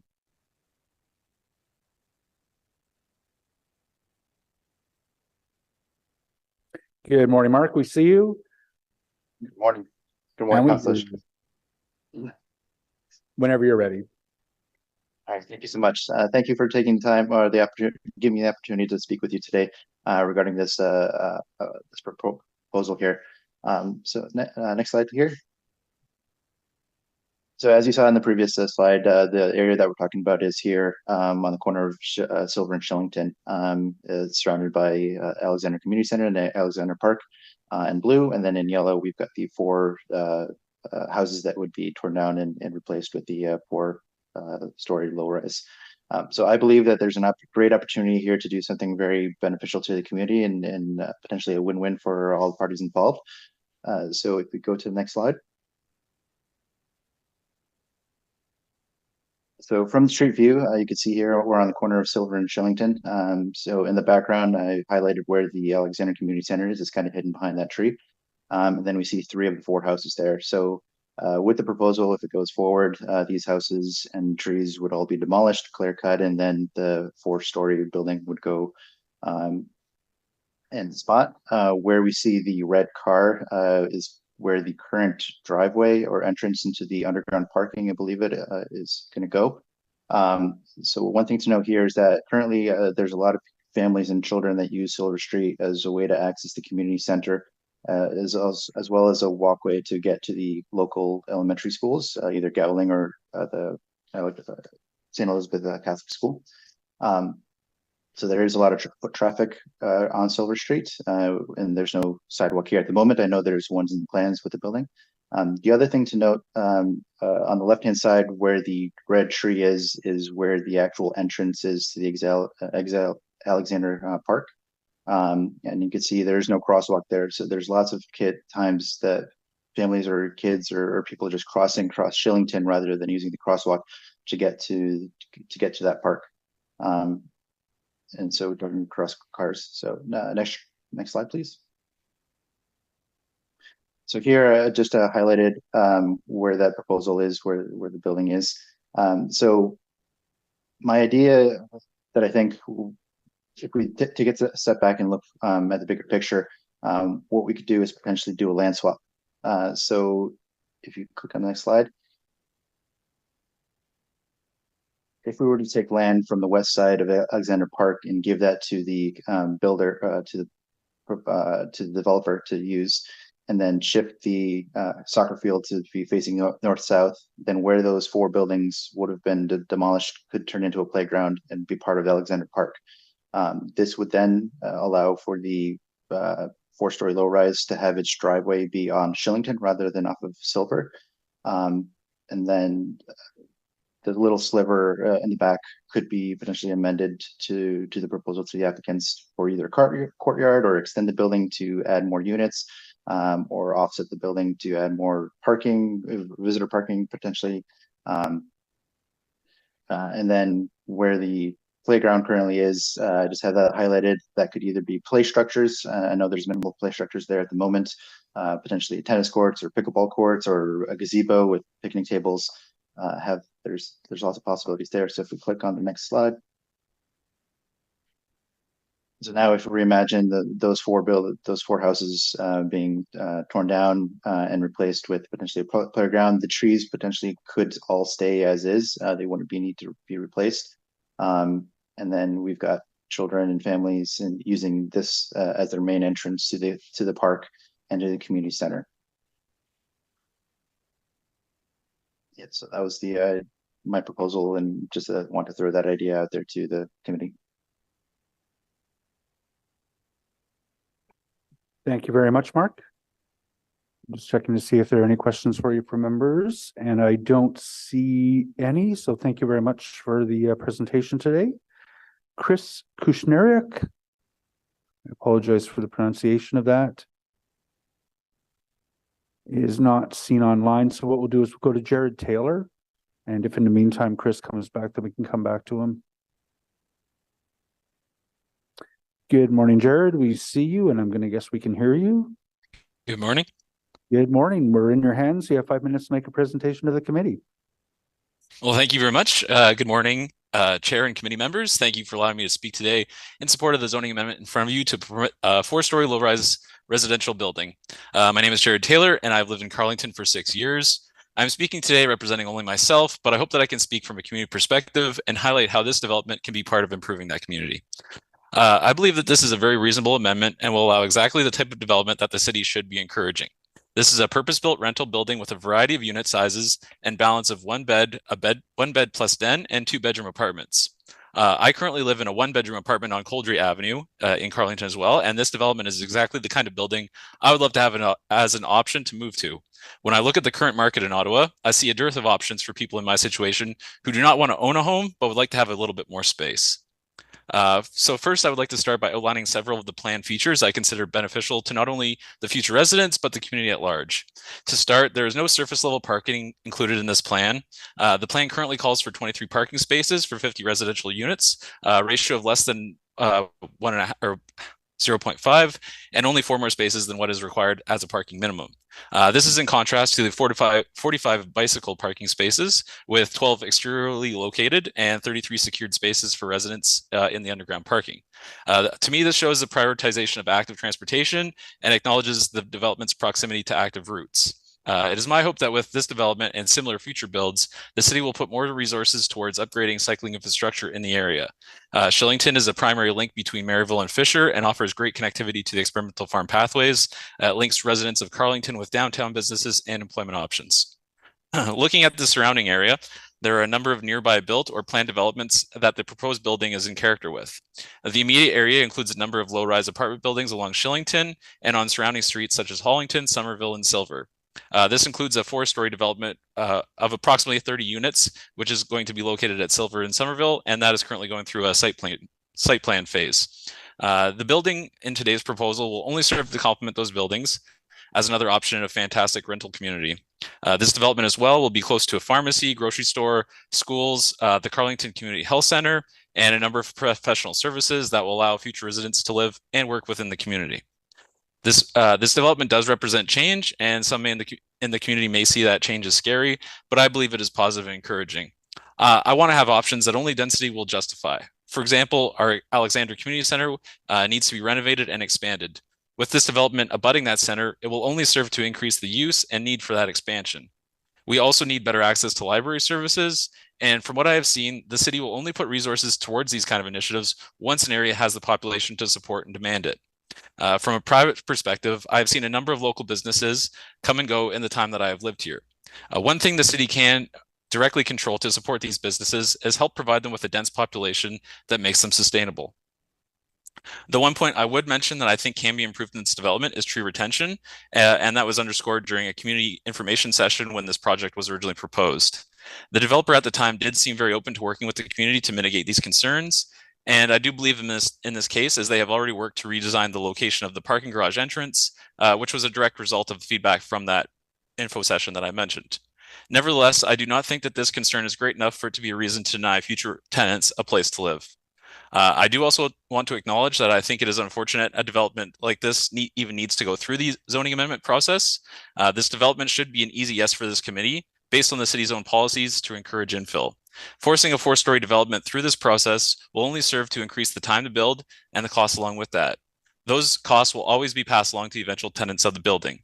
If the city were instead to allow 4 stories by right in an interurban area such as this, we could speed up development and reduce those expenses.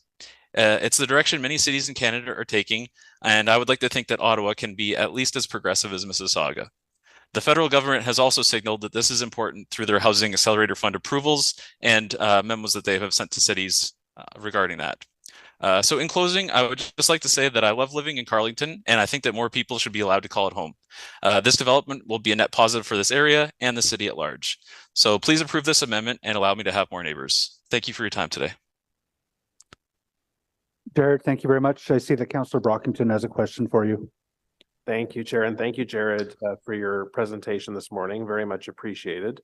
Can you just confirm for my colleagues who may not know that the area as well as you and I do, that there is a very diverse dwelling type in the immediate community? There's just talk about the mixture of houses and buildings that already exist at this corner.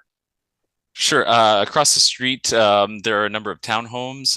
Down Shillington, there are a number of townhomes, as well as mixed low-rise residential, as well as you kind of proceed south into that more of the Carleton neighborhood between there and the experimental farm.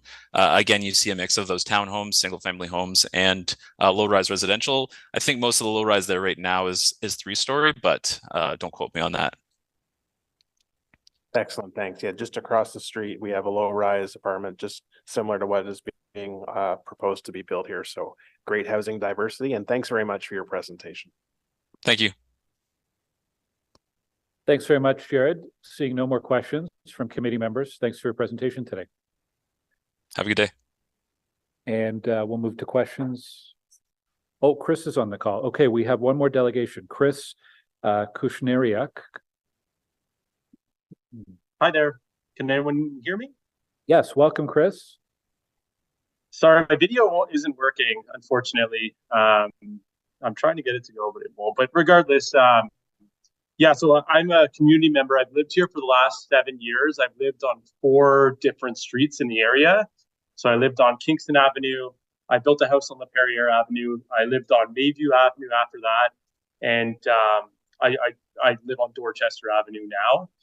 So I've had an opportunity, in recent history to get a real feel for the neighborhood and just kind of the demographic and everything that's going on here. And I felt compelled because I know this site very well. I would drive by it every day. And for me, I'm strongly in favor of this development just because not only do we need more density here in Carleton, it's just that the houses that are being replaced have just been historically super problematic for police and local residents. The previous tenants used this pretty much as a trap house. There were trailers parked in front with tarps over them, shopping carts everywhere, people coming in and out, creating disturbances left and right. And I didn't live on Shillington, but everyone in the neighborhood seemed to know these houses. Regardless of that, though, to me, it's it wouldn't only help clean up this corner, but it's going to provide an aesthetically pleasing building, an additional, I think it's how many units is it? Is it 6? Did I see 60? Regardless, it's exactly what Carleton needs.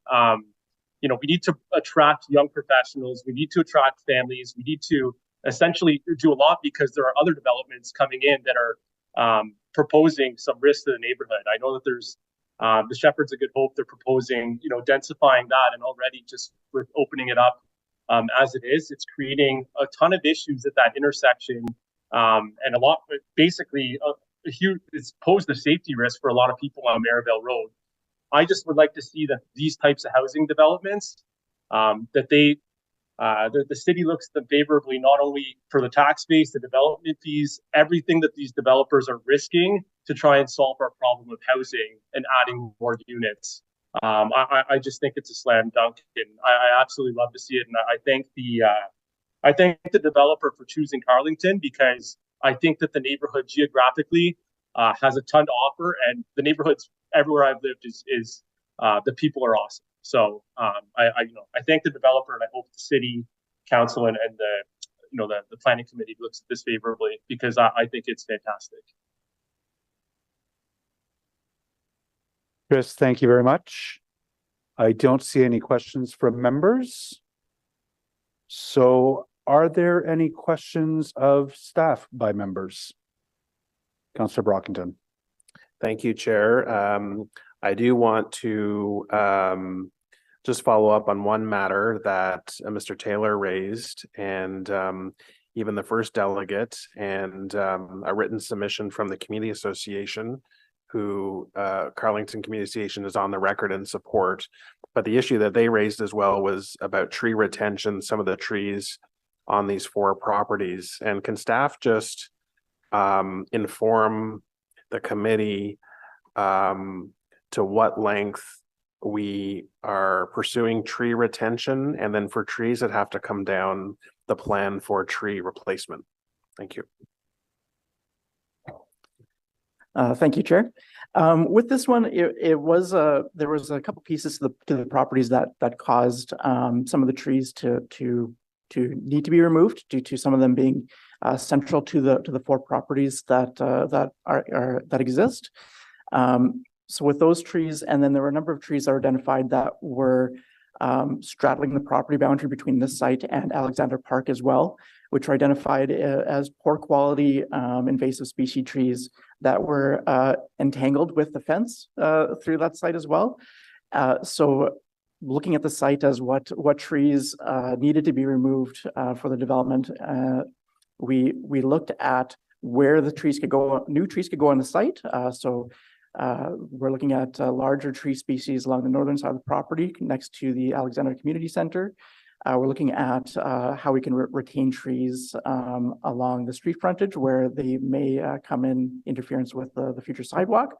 But one of the other items that we talked about with the applicant is a tree replacement with trees that would be taken from the site and replaced either on Alexander Park or in other neighborhood parks.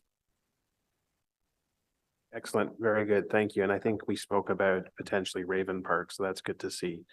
There's nothing to debate here. I support this proposal. And I'll just note that the Community Association's letter of support mentioned they would even have supported a larger, taller proposal for this site. So even though that's not what's being proposed, there is a pretty strong agreement in the community that we would like to see something at this corner, that yes, there are 4 houses being lost, but it's being replaced by many more units. And we'd like to see this happen. It is a good fit when you compare it against the low-rise apartments that exist in the immediate community. This blends right in. So I'll be happy to see this move forward. Thanks, Chair. Thank you very much, Councillor Brockington. Councillor Lowe has a comment or question?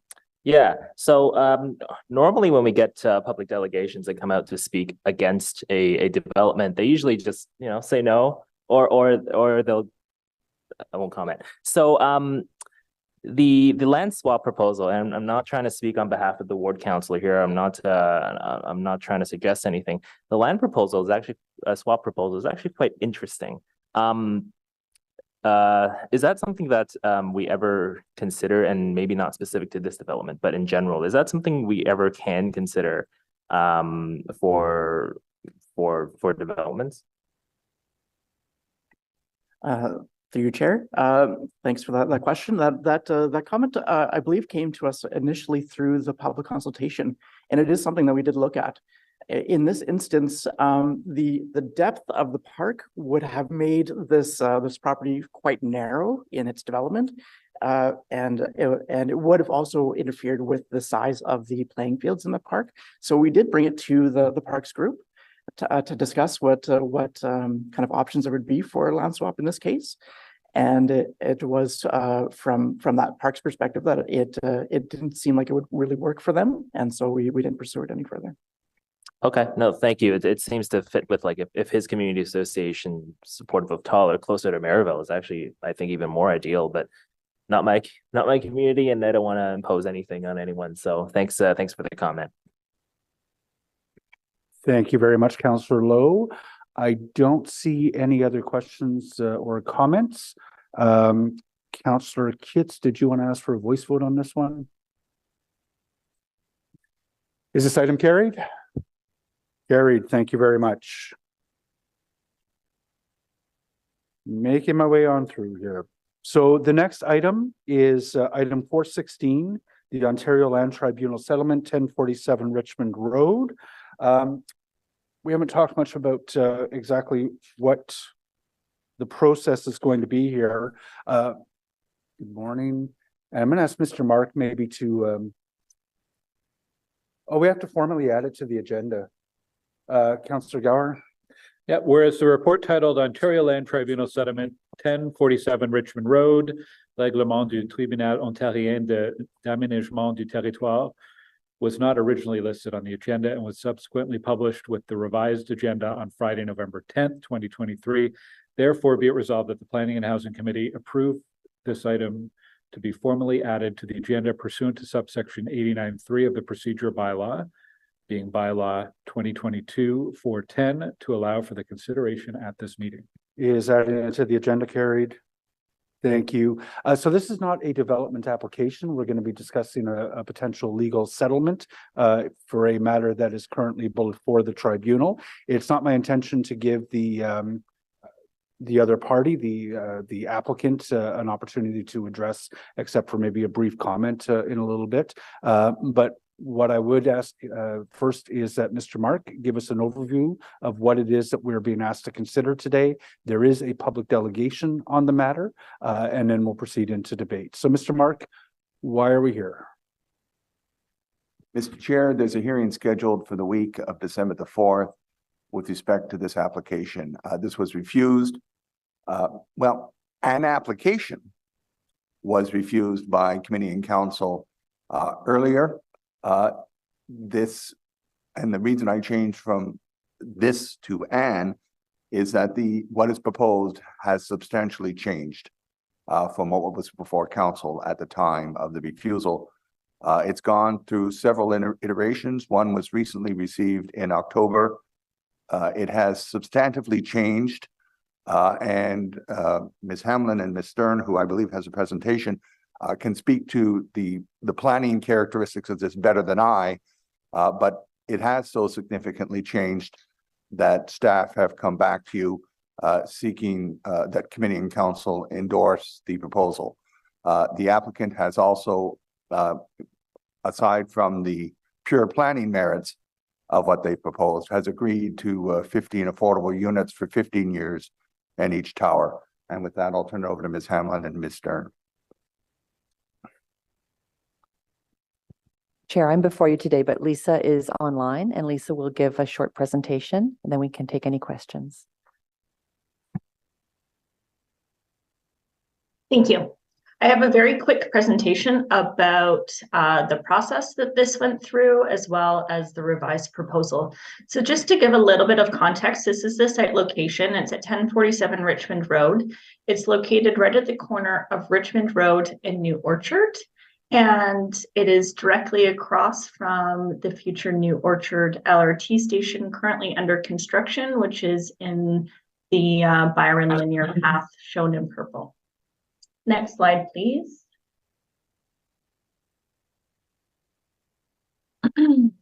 Just a little bit of timeline of the application. So the applicant submitted an official plan amendment and zoning bylaw amendment in February 2022. This was for a 3-tower proposal with 36, 38, and 40-story towers on top of a 6-story podium. There was 1,343 residential units and 1,300 square meters of commercial space. In April of 2022, staff provided comment to the applicant based on technical review, as well as review by the Urban Design Review Panel. And there was no further action by the applicant. And then in July of 2022, the applicant appealed the application for non-decision by council to the Ontario Land Tribunal. Subsequently, and in light of the appeal, the department wrote a recommendation to Planning Committee and Council in November 2022, recommending a refusal of the 3-tower approach. On both occasions, Planning Committee and Council agreed with the recommendation of staff and refused those applications. In October of 2023, and after several iterations which staff did not support, the applicant provided a proposal which staff has found to be appropriate development for the site, considering official plan policy and direction of urban design guidelines. The revised proposal consists of 2 towers of 38 and 40 stories atop low-rise podiums. There's 1,006 units and 1,200 square meters of commercial space and 1,012 square meter park right at the corner of New Orchard and Richmond Road. Next slide, please. This is the original proposal. Again, the 3 towers atop a 6-story podium. It had a floor space index, which is a measure of density of 8.4 based on gross site area.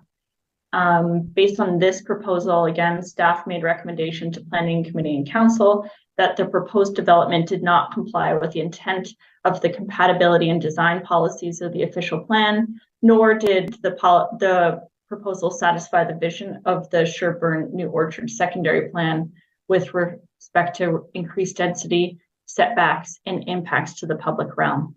Next slide, please. This is the revised proposal. As I said previously, it consists of 2 towers of 38 and 40 stories atop a low-rise podium. Has 1,000 units, 1,200 square meters of commercial space. The proposal has a floor space index. Again, that's the measure of density of 5.45 based on gross site area.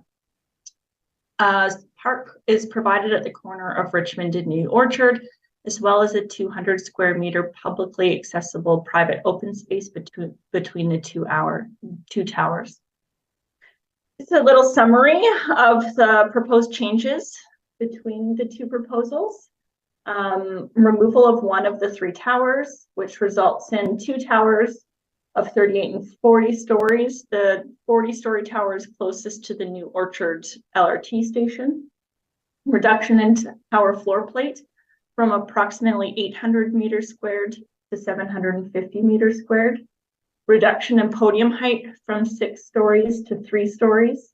Increase in setback to Richmond Road from 1.5 meters to 5 meters. Increase in setback to New Orchard Street from 3.2 meters to 5 meters. The provision of publicly accessible private open space fronting Richmond Road, and the elimination of direct vehicular access to Richmond Road. The revised design represents a significant improvement upon the original submission.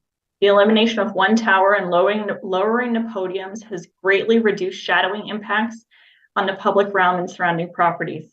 The increased setbacks proposed to Richmond Road and New Orchard Street now ensure that significant tree planting can be provided along roadway frontages in alignment with the Green Street policies of the secondary plan.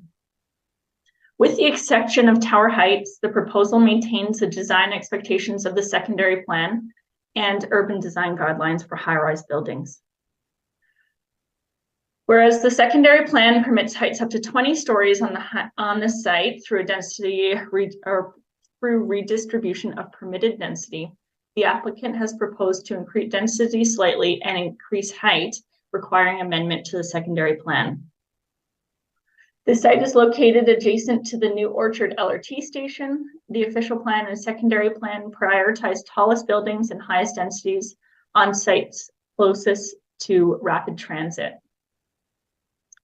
The surrounding roadways, Byron Linear Park, and transit infrastructure provide a visual and physical barrier between the proposed development and the residential neighborhood to the south.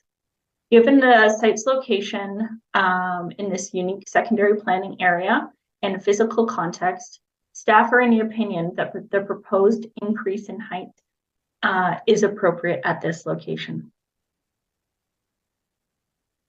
It's the recommendation that Planning Committee recommend Council endorse a position before the Ontario Land Tribunal to support the amendment of the official plan and zoning bylaw in respect of 1047 Richmond Road.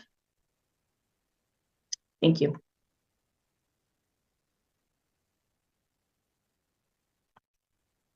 Thank you very much. Before we move to the public delegation, I'll just ask Tim a couple of quick questions.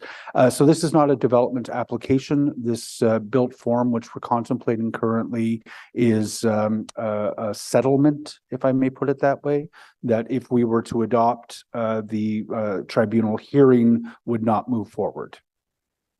No, Mr. Chair, the tribunal hearing would move forward. The process that we've gone through, which puts us as a settlement in front of committee and council, is not, as you said, a development application. Therefore, we haven't done the requisite notice in order to adopt a zoning bylaw and official plan amendment that would normally be required of the city. So we would, which day of the week, I don't know, but sometime between December the 4th and December the 8th, there would be an appearance. Ms. Stern would give brief planning evidence, and if council endorses the settlement, and the tribunal would likely approve the necessary language for the zoning bylaw and official plan amendments. If we don't endorse this built form, then what is the path forward? The parties have been engaged in discussion, Mr. Chair, since late summer. As Mr. Stern identified, there were iterations that were provided, and it was only in October that finally something was arrived at that staff could support.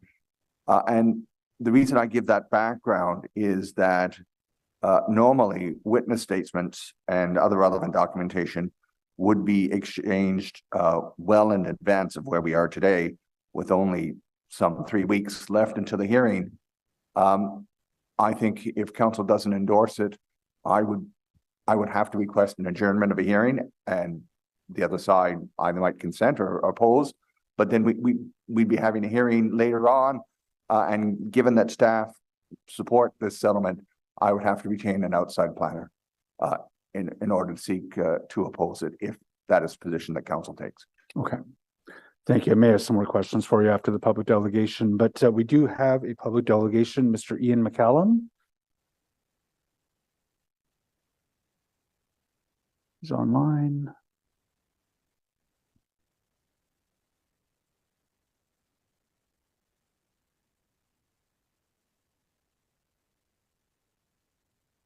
Mr. McCallum, are you?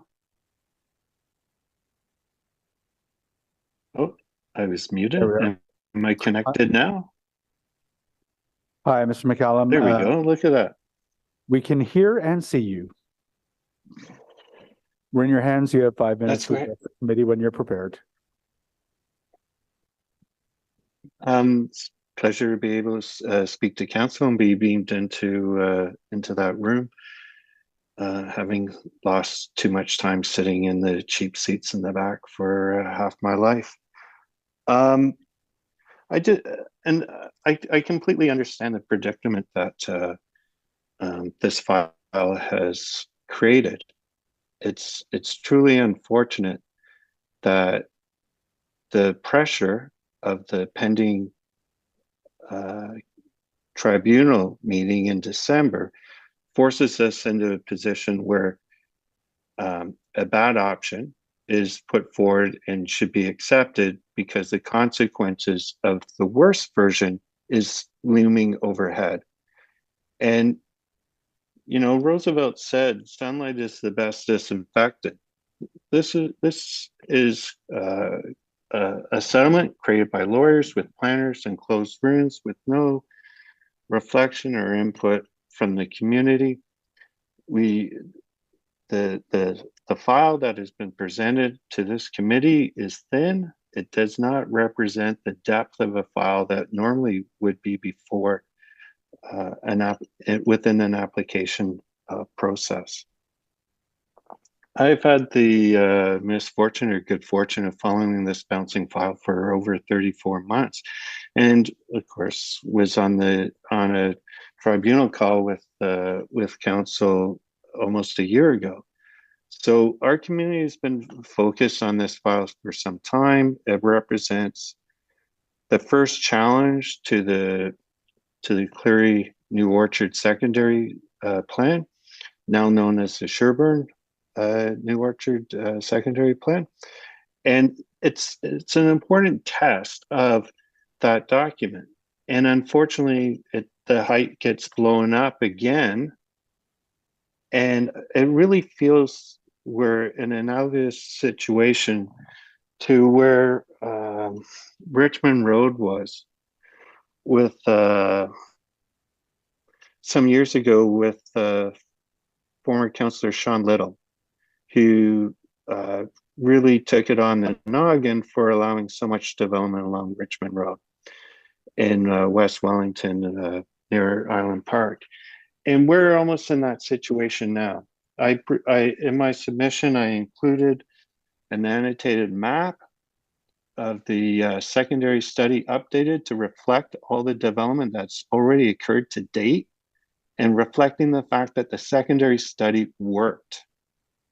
And it's truly tragic that that the first major development outside of all the pre-approved projects that went into the secondary study, those being the Azure numbers 2 and 4, that we now have this massive development. It's the developer purchased this property with the secondary study in place with the height densities in it.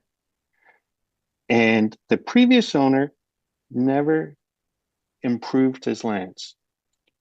The land's grossly inflated because of the quality of the neighborhood around it and the LRT station, and that became the sale price of Ferncroft. Everything's on a mega escalator, and it's truly unfortunate that this type of development is now going ahead. Our community supported the building of the secondary study. You know, those volunteers don't get those hours back. The whole underpinning of the height density for the remaining properties, which are almost all controlled by one family, are now in jeopardy of course being doubled because this project doubled. I got to listen to the previous development at Bronson and Carling. Community loves it. Community was involved. We have never had a real discussion with Ferncroft around this development. This is the exact opposite of those communities. That Carling and Bronson project has a tower square footage of 272 meters square. That's a third of these tower things. If you go through the various iterations and changes that is reflected in this project, you will see, if you compare it to the original staff report, which included the urban design review panel, you will almost be able to checklist through that entire process where the changes are done. There's a 6% change in the tower area. You are out of time. 6%. Sure. Yeah, so I get it, this project's going ahead. Our community is under great stress with the growth of with LRT coming in. We need help. This type of project doesn't help us. Thank you. Thank you very much, Mr. McCallum. And I see Councillor Kavanaugh has a question for you. Thank you very much, Ian, for coming out. And I realize this has been incredibly short notice for my colleagues. Just so they know, the report only came out on late Friday afternoon, and Monday offices were closed at City Hall, so it made it even more difficult for them to get information for the community. And it was unbelievably short notice. We heard from Mr. Marks about why, because this is a settlement. We're no longer doing an application. The application went in and it went to the land tribunal. And this is to to move it forward. But I just wanted to ask you, what would you like me to ask the staff? Because of course you don't get to ask staff, but I can. What is your top concern? And I'm sure you're going to say the height and the precedent setting, but I'm guessing. But is there other parts of it that you're comfortable with, such as the setbacks and changes like for the parking, et cetera? Thanks for the question. So I knew something was cooking on this site because a week ago today, they started demolition. So I knew something was cooking on this site prior to the staff report. So in my first submission concerning the major development application, my concern was also around the shadowing and public realm of Byron Linear Park. The shadowing that comes from this building basically put a third of that park into shade for the better part of the day. Certainly fall afternoon sun put it in the dark. And I think we need to fight for public realm space and the quality of that public realm space. Now the towers have wiggled around. There's one less of them. I think it's only fair to see what that sunlight study would look like. And also the parking situation is actually very interesting because Ferncroft will tell you that they are a wonderful, conscientious developer because they have included parking. As a transit-oriented development, they don't need to provide parking, but they're providing parking at 50%. They're providing bikes at 50%. We're concerned about that, but we also think that the parking regulations in the general area need to be tightened up. There's a lot of towers in the McCune Ambleside area, and there's a lot of on-street parking. I think the last thing we want is for the areas north of Richmond Road to then be parking on the south side in those residential areas, or even to the east side in Woodruff North areas. So we're concerned about the overall traffic and parking effects, the sunlight, and I think the city is selling its soul for less than 3% affordable units. When the policy says 10% and you're going for 3%, I think that's pretty lowballing. Well, thank you, Ian. Believe me, I wish it was more. Absolutely, more affordable housing. I wasn't part of the negotiations and directly, so that is something that we have to put into our policies, because right now we don't have a policy on it. It's written as a recommendation in our report on housing and homelessness, but it's not in a bylaw automatically. So that's part of the frustration, I know. I did get a chance to ask a representative of the developer about possibly involving the community in site plan, just to give them information and to be able to, see what's happening and perhaps have some suggestions. And I hate to put them on the spot, but would that be amenable to the community? I got it. I would love to be engaged. I would love to be engaged in a face-to-face conversation with Ferncroft, whether that be within a broader community association meeting or with our development and infrastructure committee, which I'm now chair of. I got demoted. Okay. And I should remind you, of course, there's other communities such as the condo buildings in the neighborhood too. So it's not going to change this. Well, and Woodruff North. Yes. But it just gives them an opportunity to get the information and make some suggestions on based on, the application going through. Okay. Thank you. Be great. Thank you very much, Councillor Kavanaugh. Mr. McCallum, I don't see any further questions for you from committee members. Thank you very much for your presentation. Are there any further questions of staff from committee members? Councillor Kavanaugh. Me, I put up my hand the other way. I realize this has been a lot of pressure for staff, and it's an opportunity to avoid going to the Ontario Land Tribunal, i.e. having the original application go through. But I just wanted to ask about getting information to the community, because given that it's all changed, it's a different application. We don't have information about shadowing and public realm, et cetera. And how quickly can we get that to the community?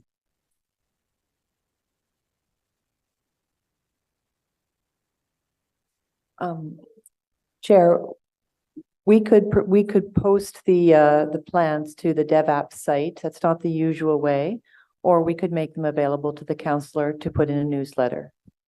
That I would like that very much.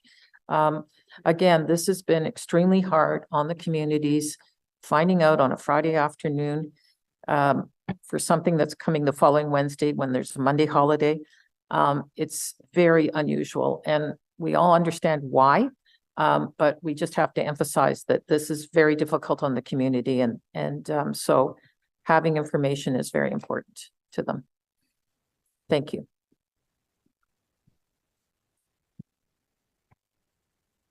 I don't see any further questions from committee members for staff. Is the recommendation carried? Carried. Michael, did you want to very briefly?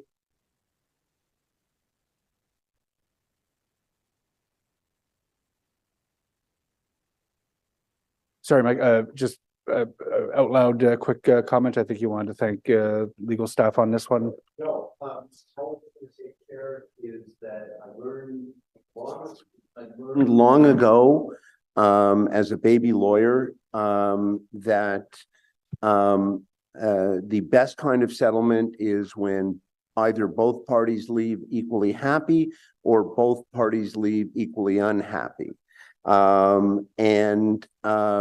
I won't tell you which one this is, but I did want to, on behalf of our client, and I have the planners, Mr. Casagrande, Ms. Della Rosa in the gallery, just wanted to extend thanks to planning staff, to Mr. Mark, and frankly, to this committee in endorsing this settlement. So thank you very much. Thank you very much, Mr. Baldwin. Yeah, the legal settlements are never entirely satisfactory, but I think, it behooves us to be pragmatic in an effort to preserve some of the real gains that our staff worked very hard to try to get, as opposed to rolling the dice on proceeding with the original rejection. So thank you very much to Mr. Mark, the legal team and planning staff for doing that. Which leaves us into the last bit of the agenda. There are no in-camera items today. We do have one notice of motion, which I believe Councillor Troster is going to bring on behalf of Councillor Menard. Thank you so much, Chair. Councillor Menard had to run to meet a resident. Whereas residents see value in affordable housing and traffic calming, and whereas these are two issues that are commonly subjects of discussion during development application consultations, and whereas discussions between Catassa Group and Councillor Menard's office have concluded in the form of voluntarily agreeing to contribute funds toward traffic calming and affordable housing in Ward 17, and therefore be it resolved that Planning and Housing recommend that City Council authorize the City of Ottawa to enter into a memorandum of understanding with Catassa Group for the purposes of realizing the following two voluntary contributions. One, $100,000 for the Ward 17 traffic calming budget, and two, $200,000 for affordable housing in Ward 17. The use of these funds is under the discretion of the General Manager of Community and Social Services in consultation with the Ward Councillor. Thank you. Thank you very much, Councillor Troster. We'll have a vigorous debate in 2 weeks. Were there any other notices of motion? I don't see any. Are there any inquiries? None. The other business we've already dealt with, therefore we are adjourned. Our next meeting will be on Wednesday, November 29th, 2023. Thank you very much, colleagues. Thank you very much, staff.